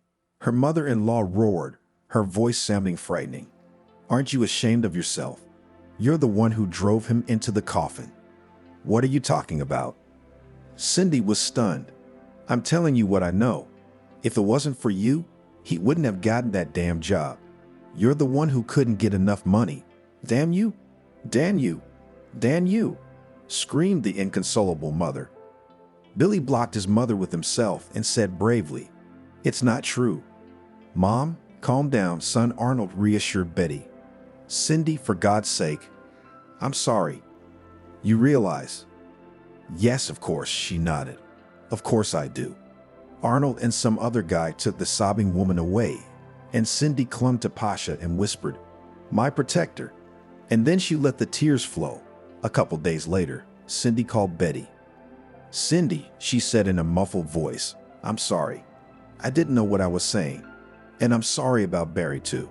He's been a pain in the ass. Oh no, my sister-in-law exclaimed. He who remembers old times is the one who's out of sight. You're kind, sighed Betty. Nadenka, here's something else to call. I've been thinking, let's all come to my place for 9 days. Okay, agreed Cindy. I'll talk to the girls. They'll help with dinner. That'd be great. Thank you, daughter. The 40th birthday party was at the house where the young Guryanovs lived. Daughter, said Betty when the women were alone, you can live in this house as long as you want. I bequeathed it to my granddaughter. It's a place to live. Thank you, Betty, Cindy replied, and the women hugged. Don't forget the old woman, she smiled sadly. Of course, smiled back at her sister-in-law and another. If you need help, don't hesitate. We're not strangers after all. Too bad for her, she said with a sigh to Ariana, Sarah, and Celine, who had volunteered to help clear the table. That's for sure, Ariana nodded. No one would wish to bury their own child, but one must move on with one's life. Your life, for example, you might say is just beginning.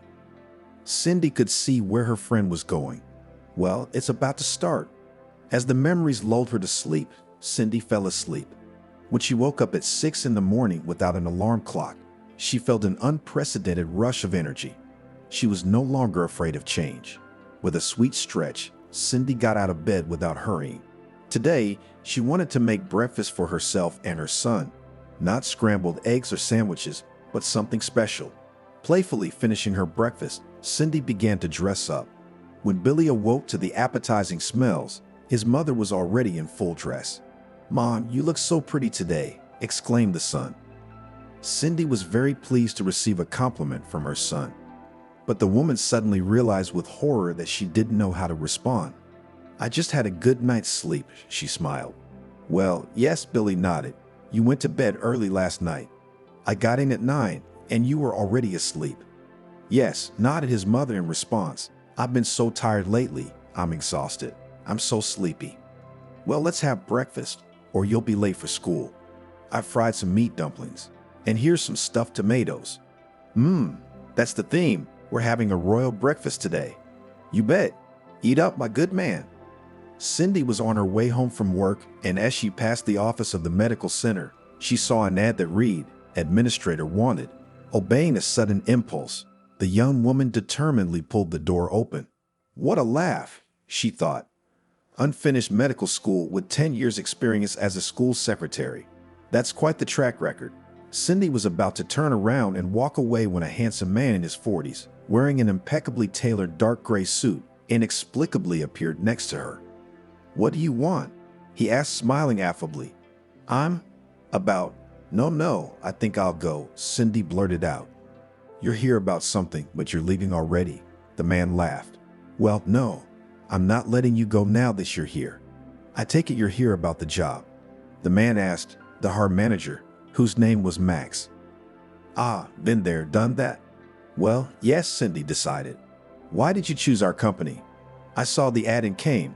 She wanted to blurt out, but something told her she shouldn't answer that way. "I dreamed of becoming a doctor since childhood, but it didn't work out," the young woman replied and was embarrassed. "Well, it's like that. I probably don't fit you. I'll go. I'm talking nonsense here." "Well, why nonsense?" objected her manager. "Go on. I'm very interested. So why didn't it work out?" And then Cindy, completely out of the blue, told a complete stranger her life story. She told him everything without holding anything back. "That's what happens," Max said thoughtfully. "At first it's all darkness, and then there it is, the light at the end of the tunnel, when you don't expect it. It's not an easy story, but I guess it was meant to be." "Yeah, I guess so. You know, Cindy, you'd have a chance to realize your dream here," the man smiled slyly. "You do?" "I do. We're just starting a program at the center where you can go to medical school. You will receive a stipend of 2 minimum wages. Interesting." Cindy felt dizzy and out of breath. She could feel it in her bones. This was it. "Very much," sighed Cindy. "So how about we fill out an application for training? But of course, if you're interested in the receptionist position, then." As if in a dream, she filled out the form and handed it to the HR manager. "Uh-huh." Max nodded, running his eyes over her. "If you're approved, we'll call you within the next 2 days." "But do I have a chance?" Cindy asked breathlessly. "There's always a chance," laughed the office owner. "But with a name like that, I'd certainly hope for the best." "Well, let's hope for the best," she smiled. "Goodbye." "Goodbye." What followed was more like a fairy tale. The next day, Cindy got a call from the HR manager. "Cindy, I have great news for you," he announced triumphantly. "You've been accepted into medical school. Congratulations." "I don't believe it," whispered the shop woman and pinched her ear. "God, am I really awake? You're not kidding me, are you?" "No, pranking is not our job," Max said cheerfully. "From the 1st of August, the preparatory courses will begin. By that time, you need to provide the following documents. Write it down."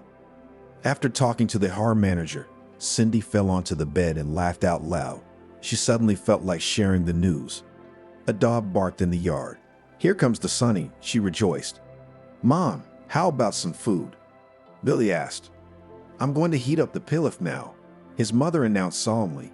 "And while it's warming up, I got something to tell you. It's good, I hope." "Very. So you and I are both students now."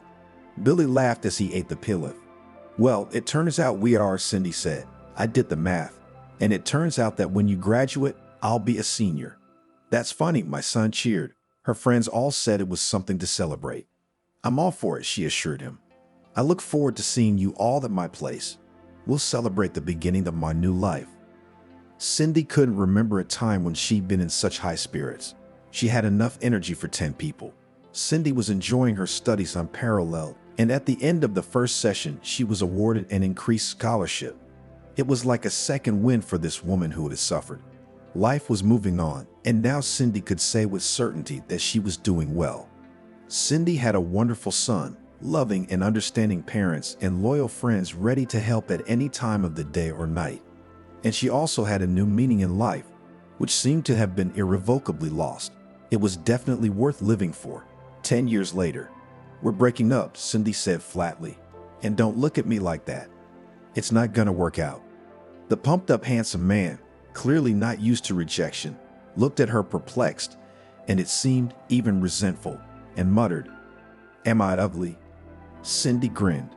So much for generational misunderstanding, and all of Selena's advice to have an affair with a much younger man. Come on, she jabbed herself. What's Selena got to do with it? You've got your own head on your shoulders. And that head finally realized that this kind of relationship was not for Cindy. "No, Steve, you're very handsome," She hastened to reassure her beau. But I think you're too good for me, and I'm embarrassed by that. Kara smiled smugly, and Cindy read her former favorite's mind. Okay then, it was written on his smarmy face. Well, why would she, a smart woman and an excellent doctor, want this narcissist?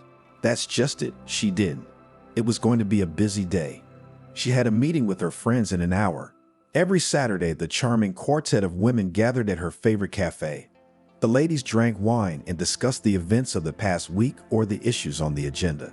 Cindy went outside, hailed a cab, and sat down on a bench and thought, well, why am I so unlucky in love? She thought sadly, or maybe there isn't any. When Cindy graduated with a red diploma, she had no trouble finding a job. The medical center needed a therapist, and she was invited to work there.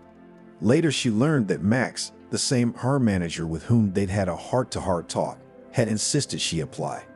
Cindy was flattered, but it was a flower. Max had his eye on her back then, but at the time, the her manager was married. It couldn't even be called a marriage, the man confided. We lived by inertia. She nodded. She had lived by inertia, but she had also lived like that, by inertia. So she had found the soulmate. That's what it turned out to be. That's why the affair was short-lived. Cindy couldn't live without love. You can't build a relationship on soulmates. She remembered Barry. She'd been burned, but she loved him. For that alone, Cindy was grateful to her late husband in his memory. Max and Cindy had parted as friends. They continued to work together, and then Max was invited to work for some cool advertising agency. Then there was Victor, a neighbor in the private sector, also a widower. And then there was Steve, handsome, athletic, charming, and nothing. Anyway, she's had enough. I have a job I love, loyal girlfriends, a great son, Cindy thought. That's more than enough to enjoy life. When Cindy entered the cafe, all her friends were already there. You're late today, Sarah said. The young lover must have held you up, Selena suggested with an innocent smile. He did, Cindy countered. It took forever for him to realize I was giving him my resignation. What? You blew Steve off? Ariana's head snapped up. Is he the center of the world? She grinned. Actually, Steve is the same age as my son, and I'm embarrassed by that. And you told him that? I did, Cindy nodded. I explained my embarrassment by saying that Kira was supposedly too good for me. Before she could finish, her friends burst out laughing. Yeah, Sarah laughed. You're very self-critical. Cindy finished her glass of wine and said, Okay, girls, it's nice to be with you, but I got to go. What's wrong? Selena asked. Don't tell me you're in a hurry to go on a date with the man of your dreams for whom you gave Steve your resignation. Oh, guys. Cindy rolled her eyes theatrically. Are you guys thinking about something else for a change? We're worried about you, aren't we? The friend said. Thank you very much, she bowed jokingly and then added seriously. But today I finally realized that these affairs are not for me, and neither is love. Well, now I'm leaving you. Tomorrow I have a meeting with the most beloved man in the world, so I have a lot of preparations to make. Lingerie candles, Sarah winked understandingly. Yeah, Cindy grinned. I'll have to bake his favorite liver pies. Billy's coming, Selena guessed, remembering his love of baked liver pies. And not alone, she smiled. Billy's coming with a girl. Good for you, Godson, Ariana said approvingly. Well, if it's with a girl, sure. What kind of girl? I don't know yet. I take it she's from the Institute. Billy was in his 5th year at the Mechanical Engineering Department of the Regional Polytechnic Institute. He was going for a red diploma, which was to be defended in a month. Billy studied a lot, but it did not interfere with the personal life of the charming blue-eyed brunette. Cindy was proud to say that Billy was like her. Mother and son were similar not only in appearance, but also in character. The most important and obvious similarity was the eagerness to study, the desire to learn new things and as a result, to develop. But the loving mother had one more parallel to draw. This parallel was personal life. About the personal life of Billy, a student of mechanical engineering faculty, there were the most incredible rumors. The tall and handsome brunette liked not only female students, but also graduate students and young female teachers. At the same time, no one had ever seen Billy with a girl, and this gave rise to a lot of rumors. Some said that Wesley was an Alfonso. They said that Billy had been seen with a beautiful, well-dressed woman who was about 20 years older than him. When Billy showed one of his classmates a photo of him with his mother, the legend was all that was left. The beautiful, well-dressed woman was Cindy. But the people did not rest on this, and after a while rumors of his unconventional orientation, soon everyone was convinced that this is not true. The future promising engineer's girlfriend turned out to be Juliana, the institute's barmaid. And what did he find in her? Whispered students, hurt by the fact that the blue-eyed handsome man ignored them in favor of some barmaid. Only Sarah, Billy's classmate, had thought to put the question differently. Maybe she had found it, not him? The shrewd girl was not far from the truth. Julian had a pretty doll face, a seductive shape, and a desire to marry. A rich one, if only. The girl was sure that her virtues were enough for that. But the barmaid, who did not suffer from excessive intelligence, did not think that life is much more complicated than she thought. Once Juliana worked as a waitress in a cafe, and there she drew the attention of a respectable gentleman, which people called daddies. In anticipation of a beautiful life, the girl quit the cafe. And 3 months later, Mickey, as the name of the sponsor, found another shallow hunter for easy money. Left without a job and a rich daddy, Julian became despondent. But then it hit her. We should go out hunting, she thought cheerfully. Julian now realized that the age-old daddy was a temporary option anyway. No, yet one should look for an object for a permanent relationship, and in the long run for a strong and happy marriage. Therefore, the best place for hunting was a cafe where the golden youth hung out. The girl had some money left, enough to sit in an elite institution with taste. And if she was lucky, she wouldn't have to spend it. Juliana went to the hairdresser, chose the best dress bought by her daddy, and went in search of prey. 15 minutes later, she was approached by a handsome, expensively dressed major, whose name was Harry. The young people got to talking. Julian was ashamed to admit that she had nothing to do with the golden youth and had quit their cafe not long ago. And the reason for the dismissal? Not thinking long, the girl said that her father is the general director of the company and her mother is the manager. I see, family business. What kind of company? Harry asked with interest. Ah, well, so it's not here. But Julian found herself. The girl was not modest about her education either. She told her new acquaintance that she studied at the university at the Faculty of Economics. Respectfully stretched out the guy. An economist then. Yes, Julian smiled disarmingly and thought that in a way she was. The young men began dating. Harry turned out not to be some kind of major slacker, but an aspiring entrepreneur. He had a small company producing plastic windows. Harry gave the girl flowers and boxes of expensive chocolates. And one day the guy told Julian that he wanted to meet her parents. The girl didn't know whether to laugh or cry. For once, Juliana met a wealthy young man, and she could not even introduce Harry to her family, all because of her lies. Julian's parents had nothing to do with business. Her father was a construction worker and her mother was a supermarket clerk. And my parents are away right now, Julian replied. That's too bad, the boy replied. For how long? A month and a half to 2 months. You know what? Then I'll introduce you to my parents. Really? Julian was embarrassed. Well, why not? The meeting with Harry's parents took place on Saturday, and it was unforgettable. On the occasion of such an important event, Julian wore a little black dress, which was also donated by a former sponsor. I remember that at the time she was surprised that such a simple-looking dress cost a lot of money. Remember, it's called noble simplicity, Mickey said instructively. And it cost a lot of money, a lot more than brightness and glitter. Julian thought this dress would be a great way to meet the parents of a young rich man.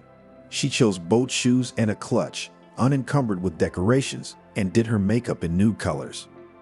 Julian was sure that the noble simplicity would be appreciated. Come in, don't be shy, Harry said cordially. He took the girl by the hand and led her into the hall, where the guy's parents and a fancy table were waiting for them. Mom, Dad, said the boy solemnly, meet Julianne. This is Julianne, my girlfriend. Seeing Harry's father, Juliana automatically backed away. In front of her was Mickey, her ex-daddy. He was staring at Julianne, and she thought he was going to say something mean. But nothing of the sort happened. Harry's father, as if nothing had happened, greeted the girl, introduced himself, and then introduced his wife. Lucy was a beautiful, slender, and sophisticated woman. What do these daddies lack? Thought Julian involuntarily at the sight of the mature beauty. Oh yes, and she thought that such embarrassments happen only in the movies. Julian, what do you do? Lucy asked with a smile. The girl's tongue stuck to the sky, and it was incredibly difficult to lie in the presence of a person who knew the whole truth about her. And Julian is an economics student, Harry answered for her. Really? Smirked Mickey. It was unlikely that his wife and son noticed the smirk. And if they did, so what? They didn't realize anything anyway. I wonder if they realized the antics of the father of the family. Giggled Julianne to herself. Good girl, praised Lucy. Who are your parents, if it's no secret? The girl remained silent, and Harry, writing it off to her excitement, came to the rescue again. Julian's parents have a firm in St. Petersburg. Even so, the head of the family nodded ironically. More than anything else in the world, the girl wanted to run away from this house. She scolded herself. Now I have to think of a way to get out of here. It's a shame, of course, but Mickey won't let us be together. And what to do with businessmen parents? Hearing the smartphone trinkle, notifying the owner of a messenger message, Julianne apologized. Probably the parents, she said. Nothing, Lucy nodded understandingly. The message was sent from a familiar, though already deleted, number. If you don't want to get in trouble, get out of here and quick. I don't want you here, read Julianne. The abundance of exclamation marks clearly indicated that her visit had excited Mickey beyond belief. Okay, whatever you say, Julianne thought with a chuckle. I didn't really feel like it. You'll have to excuse me, but I have to run, Julianne said with regret in her voice. So soon? Lucy was surprised, and there was a note of regret in her voice. Julianne was terribly embarrassed, but as they say, out of sight, out of mind. It was better this way, and the fact that she'd lied to Harry out of her ass didn't matter, or rather, it had been relegated to the background. But her former relationship with Mickey is no joke. Sooner or later, all secret things come to light. The girl left the hospitable apartment forever, and since then she and Harry never saw each other again. He, of course, called and wrote, but Julianne, not without regret, put the guy in the CS. When she told this story to her friend Vala, she laughed until she fell. Yes, laughed the girl, relationships were doomed from the beginning, by virtue of aggravating circumstances. Stop laughing, Julianne shouted. By the way, guys like that don't just walk down the street. That's true, Valia nodded seriously. But on the other hand, he's not the only one. And men like you, so it's too early to be discouraged. But I won't go to the cafe for golden youth anymore. You don't have to, my friend exclaimed. You know, Julian, there aren't really that many good guys among them. It's just that you were lucky at the time. And most of them are mama's boys and daddy's boys. And most of them have a nasty temper. Do you want that? What are you suggesting? You want to get married? What's wrong with university students? Yes, I know, now you say that they have no money, not counting the penny scholarship. That's true, but there's a catch. What's the difference? It's obvious, they don't have anything now, but when they get their diplomas and get on their feet. Julian thought about it. It's true. Most of the guys who got their degrees had a good life. And yes, unlike the majors, they were independent. A few days later, while surfing the internet for job openings, Julian saw an ad. Cafe at Polytechnic Institute needs a barmaid. So maybe it was fate. Interesting guy, Julian said as if indifferently, looking at the dark-haired young man with the beautiful blue eyes. Interesting, nodded Catherine, one of the female students she had already made friends with. But what's the use? He's what? The barmaid did not finish, but the girl understood everything perfectly. No, she shook her head, although and such rumors were rumored. But to me, Billy just doesn't have any experience with girls. I wouldn't be surprised if he was still a virgin. All right, Julianne, I'll have 2 scoops of pistachio ice cream with chocolate syrup. And a coffee. No experience, you say? Julianne muttered to herself as Catherine walked away, thinking to herself, maybe he just hasn't met a real woman. The guy left the cafe, unaware that he was being watched closely. At the next break, the enterprising barmaid went on the offensive. When Julian saw through the glass doors that the blue-eyed brunette was heading for the cafeteria, she tinted her lips and undid the top 2 buttons of her blouse. "Listening to you," putting a velvety quality to her voice, the barmaid said as the guy approached the serving counter. "I would like a cup of coffee and a pastry basket," the customer asked politely. Julian asked, leaning against the counter so that her lush breasts were at Billy's eye level. Suddenly, she noticed that the guy was blushing. It made her laugh, but in her heart, Juliana was triumphant. She had clearly made an impression on the guy. "Well, yeah," he replied embarrassedly. "It's good for the brain." "You're in luck." Julian smiled flirtatiously. "We're having a special today. Second brownie for free. So your brain will be working as it should." There was a hint in the last phrase, but it was obvious that the boy didn't understand anything. Well, he doesn't have to. He'll figure it out later. Well, in the meantime, a promotion. Billy was surprised. "I'd never heard of any promotions here." "We have a new boss now." Julian lied with inspiration, and they've decided to have a promotion. The 100th customer would get a second product for free. It was on the eve of the 8th of March. On this occasion, the Institute organized a huge party. The party was attended not only by students, teachers, and administration, but also by junior staff, checkroom attendants, cleaners, canteen attendants, and everyone else. When the white dance was announced, Julian didn't hesitate to invite Billy. The barmaid clung to him in a way that made him uncomfortable, and half an hour later, the student was already opening the dorm room door. "Please," Billy said with a smile. The news of the affair between the student and the barmaid spread through the institute with the speed of a spring forest fire. The boy's friends went into a stupor. Billy's birthday was celebrated in the dormitory. The girls were preparing a festive dinner, and Julian was busily commanding the parade. The barmaid didn't mind the meaningful glances the girls gave her. Julian's look said, envy and silence, and they were, needless to say, jealous. The boys had their own point of view. "What are you doing, Pacan?"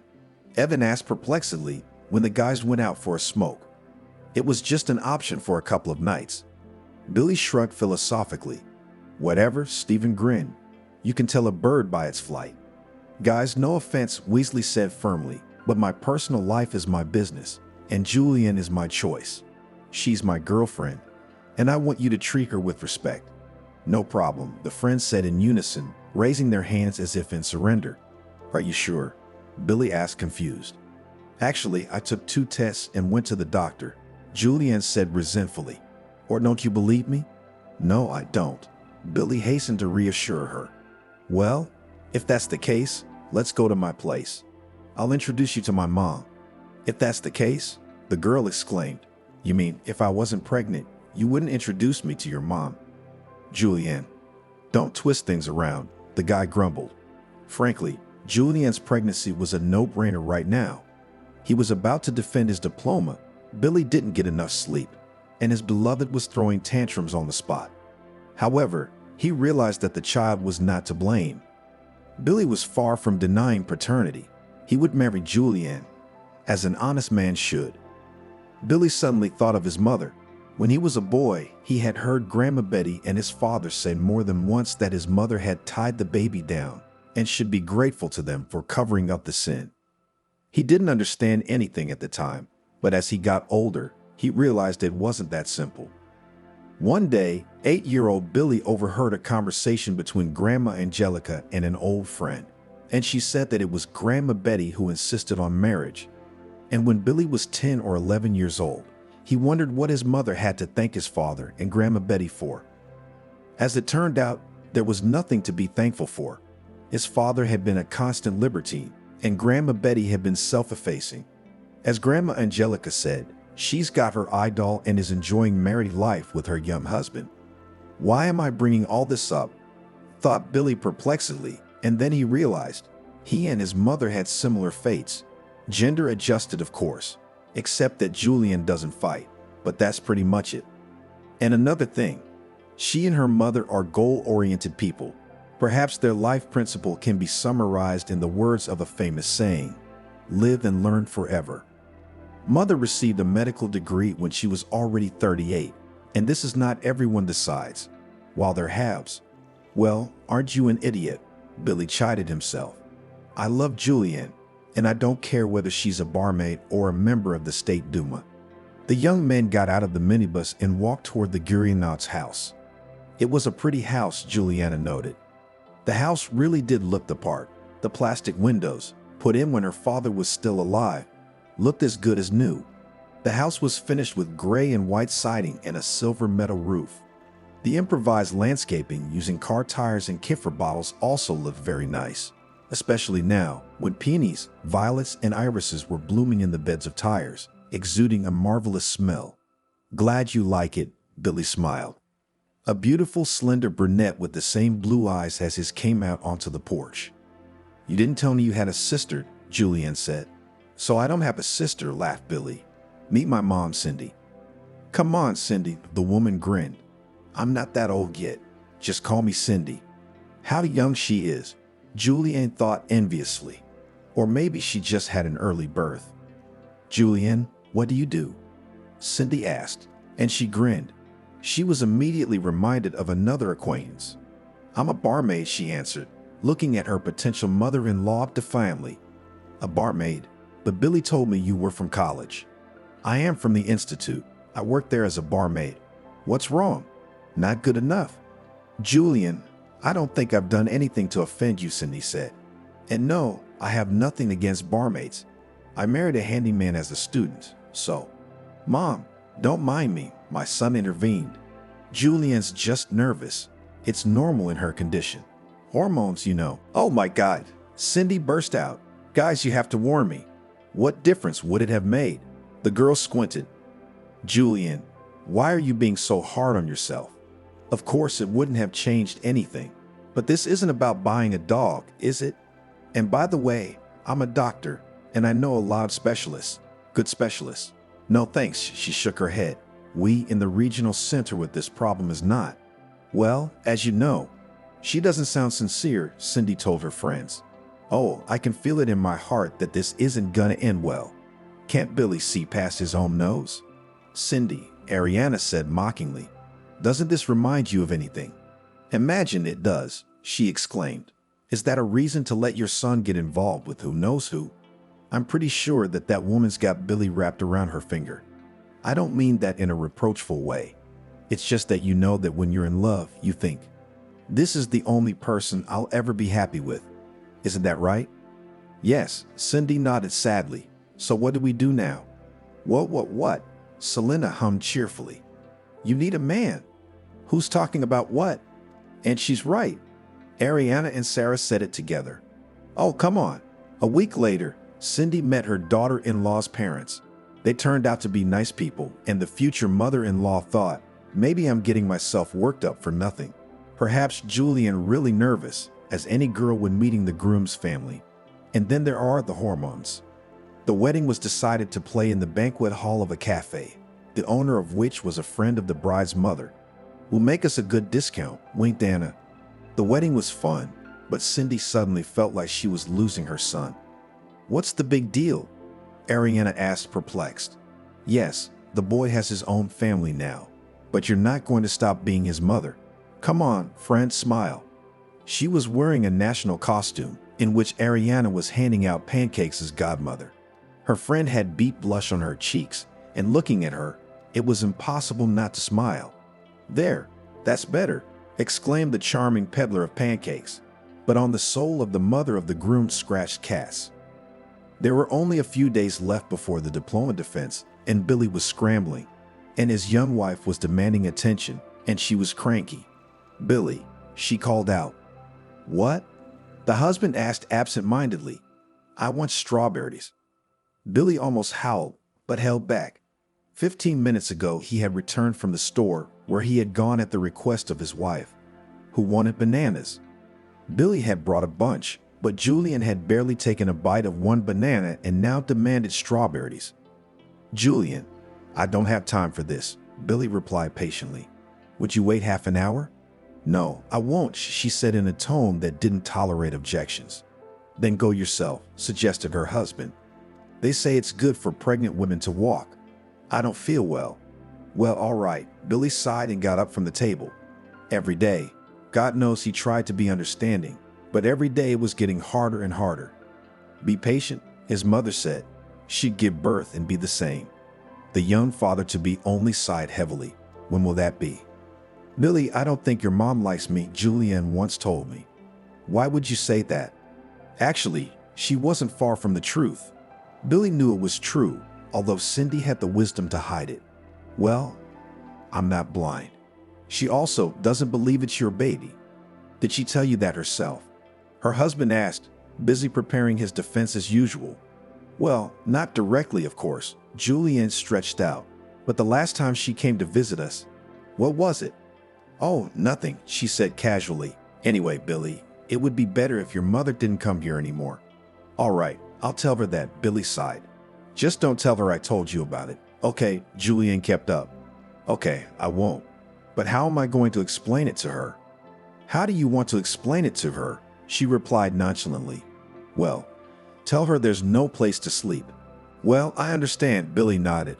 What's there to yell about? You want positive emotions, but you're yelling like a victim. Calm down, I heard you. Honestly, the wife smiled. Julian's mood was changing like the weather.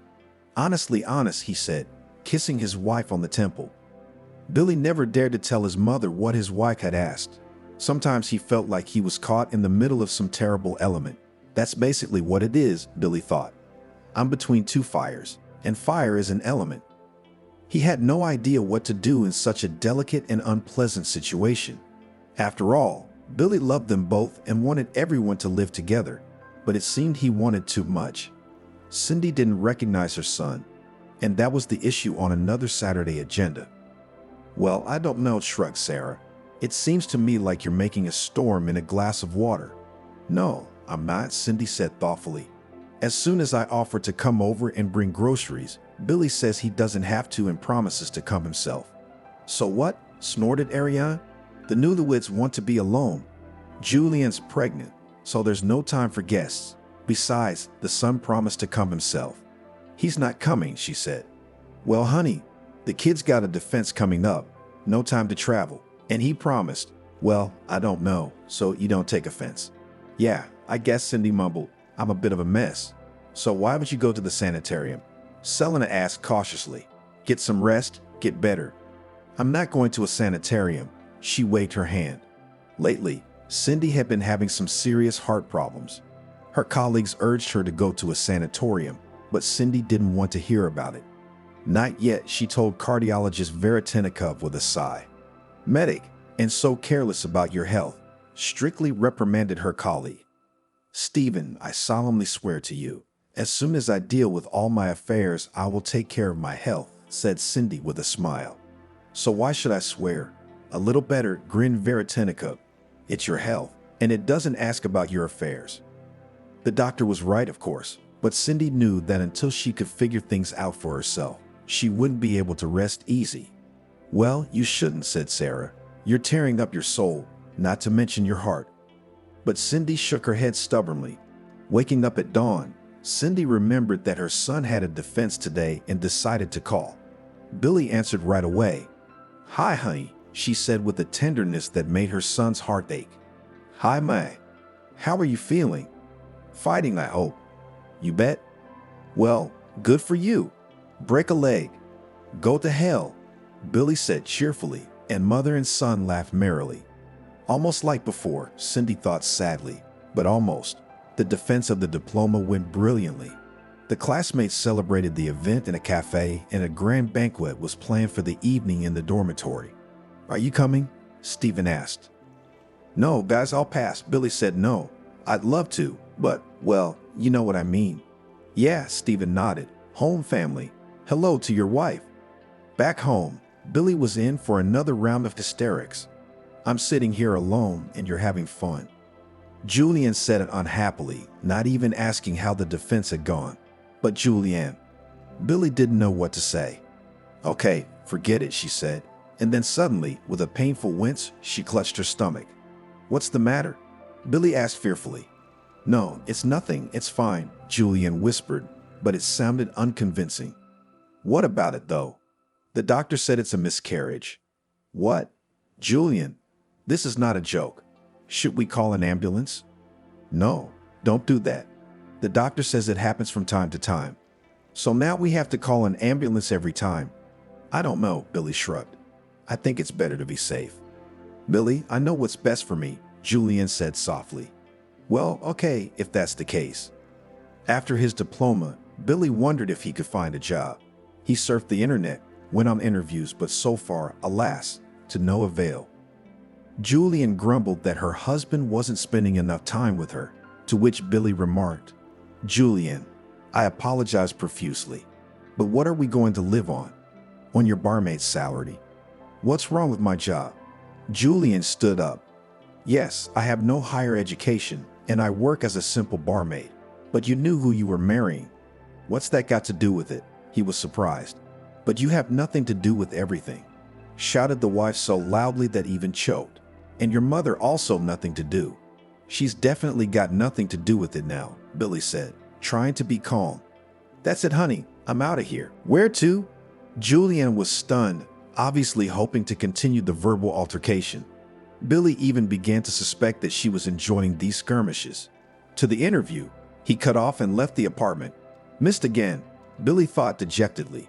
Another failed job interview. It was all about the same lack of work experience, except where to get it. He made his way to the public garden and looked over at the pub. His mother had given him some money in honor of his diploma, so Billy could afford to drink with grief. And not only that, he was already finishing a mug of cold and wildly tasty beer when Julianne called. Well, I understand, Billy nodded. What's there to yell about? You want positive emotions, but you're yelling like a victim. Calm down, I heard you. Honestly, the wife smiled. Julian's mood was changing like the weather. Honestly honest, he said, kissing his wife on the temple. Billy never dared to tell his mother what his wife had asked. Sometimes he felt like he was caught in the middle of some terrible element. That's basically what it is, Billy thought. I'm between two fires, and fire is an element. He had no idea what to do in such a delicate and unpleasant situation. After all, Billy loved them both and wanted everyone to live together, but it seemed he wanted too much. Cindy didn't recognize her son, and that was the issue on another Saturday agenda. Well, I don't know, shrugged Sarah. It seems to me like you're making a storm in a glass of water. No, I'm not, Cindy said thoughtfully. As soon as I offer to come over and bring groceries, Billy says he doesn't have to and promises to come himself. So what? Snorted Ariane. The newlyweds want to be alone. Julian's pregnant, so there's no time for guests. Besides, the son promised to come himself. He's not coming, she said. Well, honey, the kid's got a defense coming up. No time to travel. And he promised. Well, I don't know, so you don't take offense. Yeah, I guess, Cindy mumbled. I'm a bit of a mess. So why would you go to the sanitarium? Selena asked cautiously. Get some rest, get better. I'm not going to a sanitarium. She waved her hand. Lately, Cindy had been having some serious heart problems. Her colleagues urged her to go to a sanatorium, but Cindy didn't want to hear about it. Not yet, she told cardiologist Veretinikov with a sigh. Medic, and so careless about your health, strictly reprimanded her colleague. Stephen, I solemnly swear to you, as soon as I deal with all my affairs, I will take care of my health, said Cindy with a smile. So why should I swear? A little better, grinned Veretinikov. It's your health, and it doesn't ask about your affairs. The doctor was right, of course, but Cindy knew that until she could figure things out for herself, she wouldn't be able to rest easy. Well, you shouldn't, said Sarah. You're tearing up your soul, not to mention your heart. But Cindy shook her head stubbornly. Waking up at dawn, Cindy remembered that her son had a defense today and decided to call. Billy answered right away. Hi, honey, she said with a tenderness that made her son's heart ache. Hi, May. How are you feeling? Fighting, I hope. You bet. Well, good for you. Break a leg. Go to hell, Billy said cheerfully, and mother and son laughed merrily. Almost like before, Cindy thought sadly, but almost. The defense of the diploma went brilliantly. The classmates celebrated the event in a cafe, and a grand banquet was planned for the evening in the dormitory. Are you coming? Stephen asked. No, guys, I'll pass. Billy said no. I'd love to, but, well, you know what I mean. Yeah, Stephen nodded. Home family. Hello to your wife. Back home, Billy was in for another round of hysterics. I'm sitting here alone and you're having fun. Julian said it unhappily, not even asking how the defense had gone. But Julianne, Billy didn't know what to say. Okay, forget it, she said. And then suddenly, with a painful wince, she clutched her stomach. What's the matter? Billy asked fearfully. No, it's nothing, it's fine, Julian whispered, but it sounded unconvincing. What about it, though? The doctor said it's a miscarriage. What? Julian, this is not a joke. Should we call an ambulance? No, don't do that. The doctor says it happens from time to time. So now we have to call an ambulance every time. I don't know, Billy shrugged. I think it's better to be safe. Billy, I know what's best for me, Julian said softly. Well, okay, if that's the case. After his diploma, Billy wondered if he could find a job. He surfed the internet, went on interviews, but so far, alas, to no avail. Julian grumbled that her husband wasn't spending enough time with her, to which Billy remarked, Julian, I apologize profusely, but what are we going to live on? On your barmaid's salary? What's wrong with my job? Julian stood up. Yes, I have no higher education, and I work as a simple barmaid, but you knew who you were marrying. What's that got to do with it? He was surprised. But you have nothing to do with everything, shouted the wife so loudly that even choked. And your mother also nothing to do. She's definitely got nothing to do with it now, Billy said, trying to be calm. That's it, honey. I'm out of here. Billy was already in the driveway when he got the call. It was a number he didn't recognize. Hello, are you Billy Wesley? The caller asked. Well, let's say I am, he answered. This is Anthony, a cardiologist from the Fourth City Hospital. The thing is, your mother. Billy went cold. What's wrong with my mom? Listening to the doctor, the boy went cold, and he hadn't realized his mother had a heart problem. What did you even know, asshole? Reprimanded Billy to himself.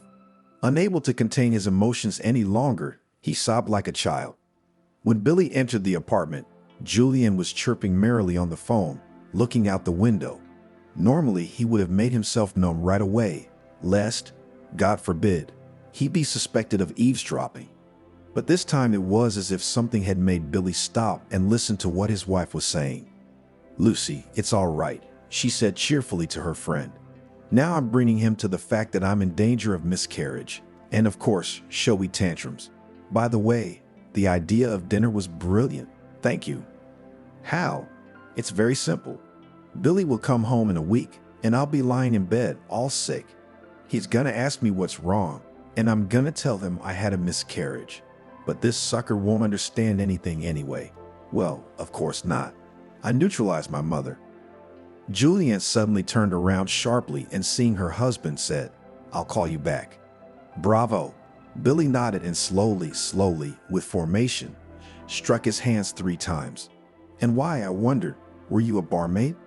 Billy, you've got it all wrong. Julian justified herself pathetically. Oh, don't give me that. He waved his hand. Well, you weren't lying about my mother. She's in the hospital right now. You really neutralized her to perfection. In the hospital? Julian whispered, I'm sorry. Oh, really? Grinned Billy. Billy gathered his things and said at the door, Well, darling, see you later. I'm filing for divorce this week, and good luck finding a new idiot. Cindy looked much better. She had an appetite and a healthy blush on her cheeks. Anthony entered the room with a pretty little basket of flowers and a bag of fruit. Well, beautiful. He waved his hands cheerfully. But I think you'll look even more beautiful now. If, of course, it is possible. And what will happen? The patient asked with a smile. Now you will see. Anthony answered and turned to someone standing in the corridor. Please, may I? Shyly asked painfully familiar and so dear voice. Mom, I'm sorry. I was such an idiot. Billy, Cindy exclaimed and cried. Come here, I'm gonna kick your ears off. Kick your ears off, my son humbly replied. I've earned it. Son, meet Anthony, she said. A very good man and, well, he is. Mom, I understand everything. the son replied with a smile, looking meaningfully at the basket of flowers. And something tells me that it is he who will help you forget all your troubles. Mom, you know what I remember? What do you remember? Cindy, Anthony, and Billy coming out of the registry office. I remembered how you graduated from the institute, and I just started studying, answered my son. So you're getting married and I'm getting divorced, Billy sighed. Cindy hugged her son and said, "You'll be happy yet." They got into the car and drove to the restaurant, where the closest parents of the newlyweds, Betty, some of Anthony's friends, and of course Ariana, Selena, and Sarah were waiting for them. Anthony held Cindy's hand, and she smiled serenely and thought, and I, silly me, was afraid of change.